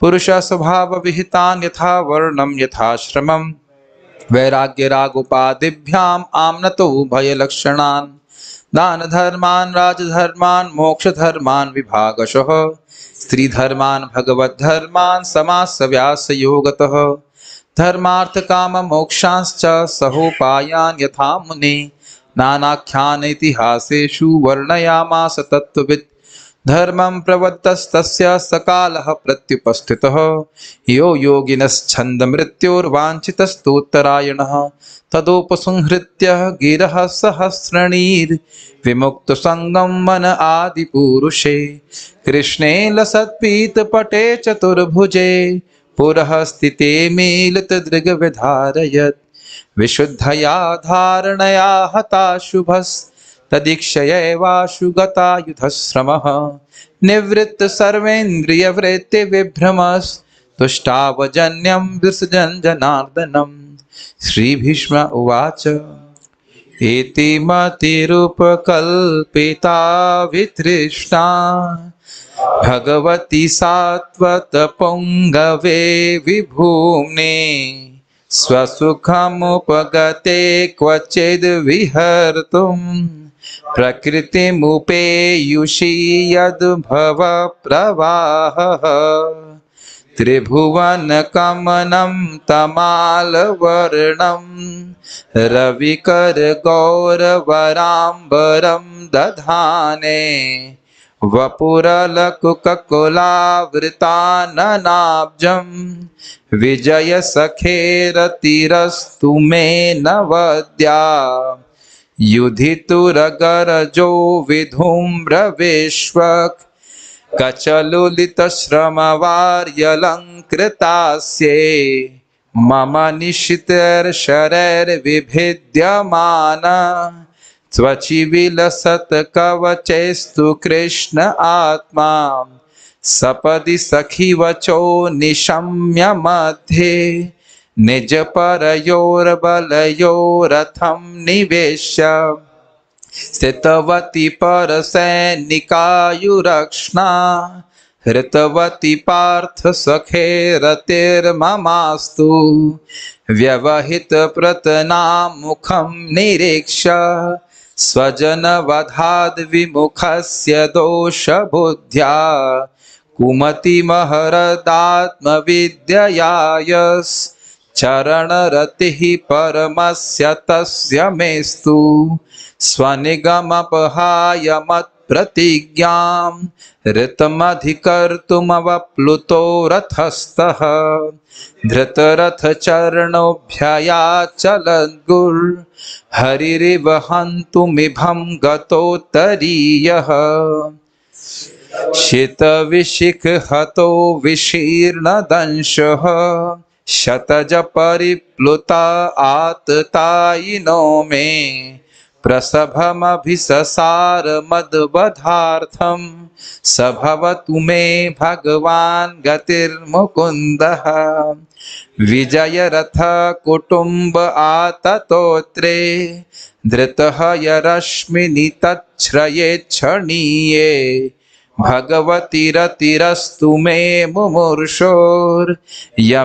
निरीक्ष्य हता गतः स्वरूपम् ललितगतिविलासवल्गुहास प्रणय निरीक्षण कल्पितोरुमानः कृतमनुकृतवत्य उन्मदान्धा पर प्रकृतिमग्न किल यस्य गोपवध्वः मुनिगण नृपवर्य संकुलेन्तः सदसि युधिष्ठिर राजसूय एषाम् अर्हणम् उपपपेद इक्षणीयो मम दृशि गोचर एष आविरात्मा तमिममहमजं शरीरभाजां हृदि हृदिष्टितमात्मकल्पितानां प्रतिदृशमेव नैकधार्कमेकं समधिगतोऽस्मि विधूतभेदमोहः सूत उवाच कृष्ण एवं भगवती मनोवाग्दृष्टिवृत्तिभिः आत्मन्यात्मानमाविश्य सोऽन्तः श्वास उपारमत् सम्पद्यमानमाज्ञाया भीष्मं ब्रह्मणि निष्कले सर्वे बभूवुस्ते तूष्णीं वयासीं दिनात्यये तत्र दुन्दुभयो नेदुर्देवमानववादिताः शशंसुः साधवो राज्ञां खातपेतुः पुष्पवृष्टयः तस्य निर्हरणादीनि सम्परेतस्य भार्गव युधिष्ठिरः कारयित्वा मुहूर्तं दुःखितोऽभवत् तुष्टवोर्मुनयो हृष्टा कृष्णं तद्गुह्यनामभिः ततस्ते कृष्णहृदयः स्वश्रमान् प्रयुः पुनः ततो युधिष्ठिरो गत्वा सह कृष्णो गजाह्वयं पितरं सान्त्वयामास गान्धारीं च तपस्विनीं पित्रा चानुमतो राजा वासुदेवानुमोदितः चकार राज्यं धर्मेण पितृपैतामहं विभु हरे कृष्णा कृष्णा कृष्ण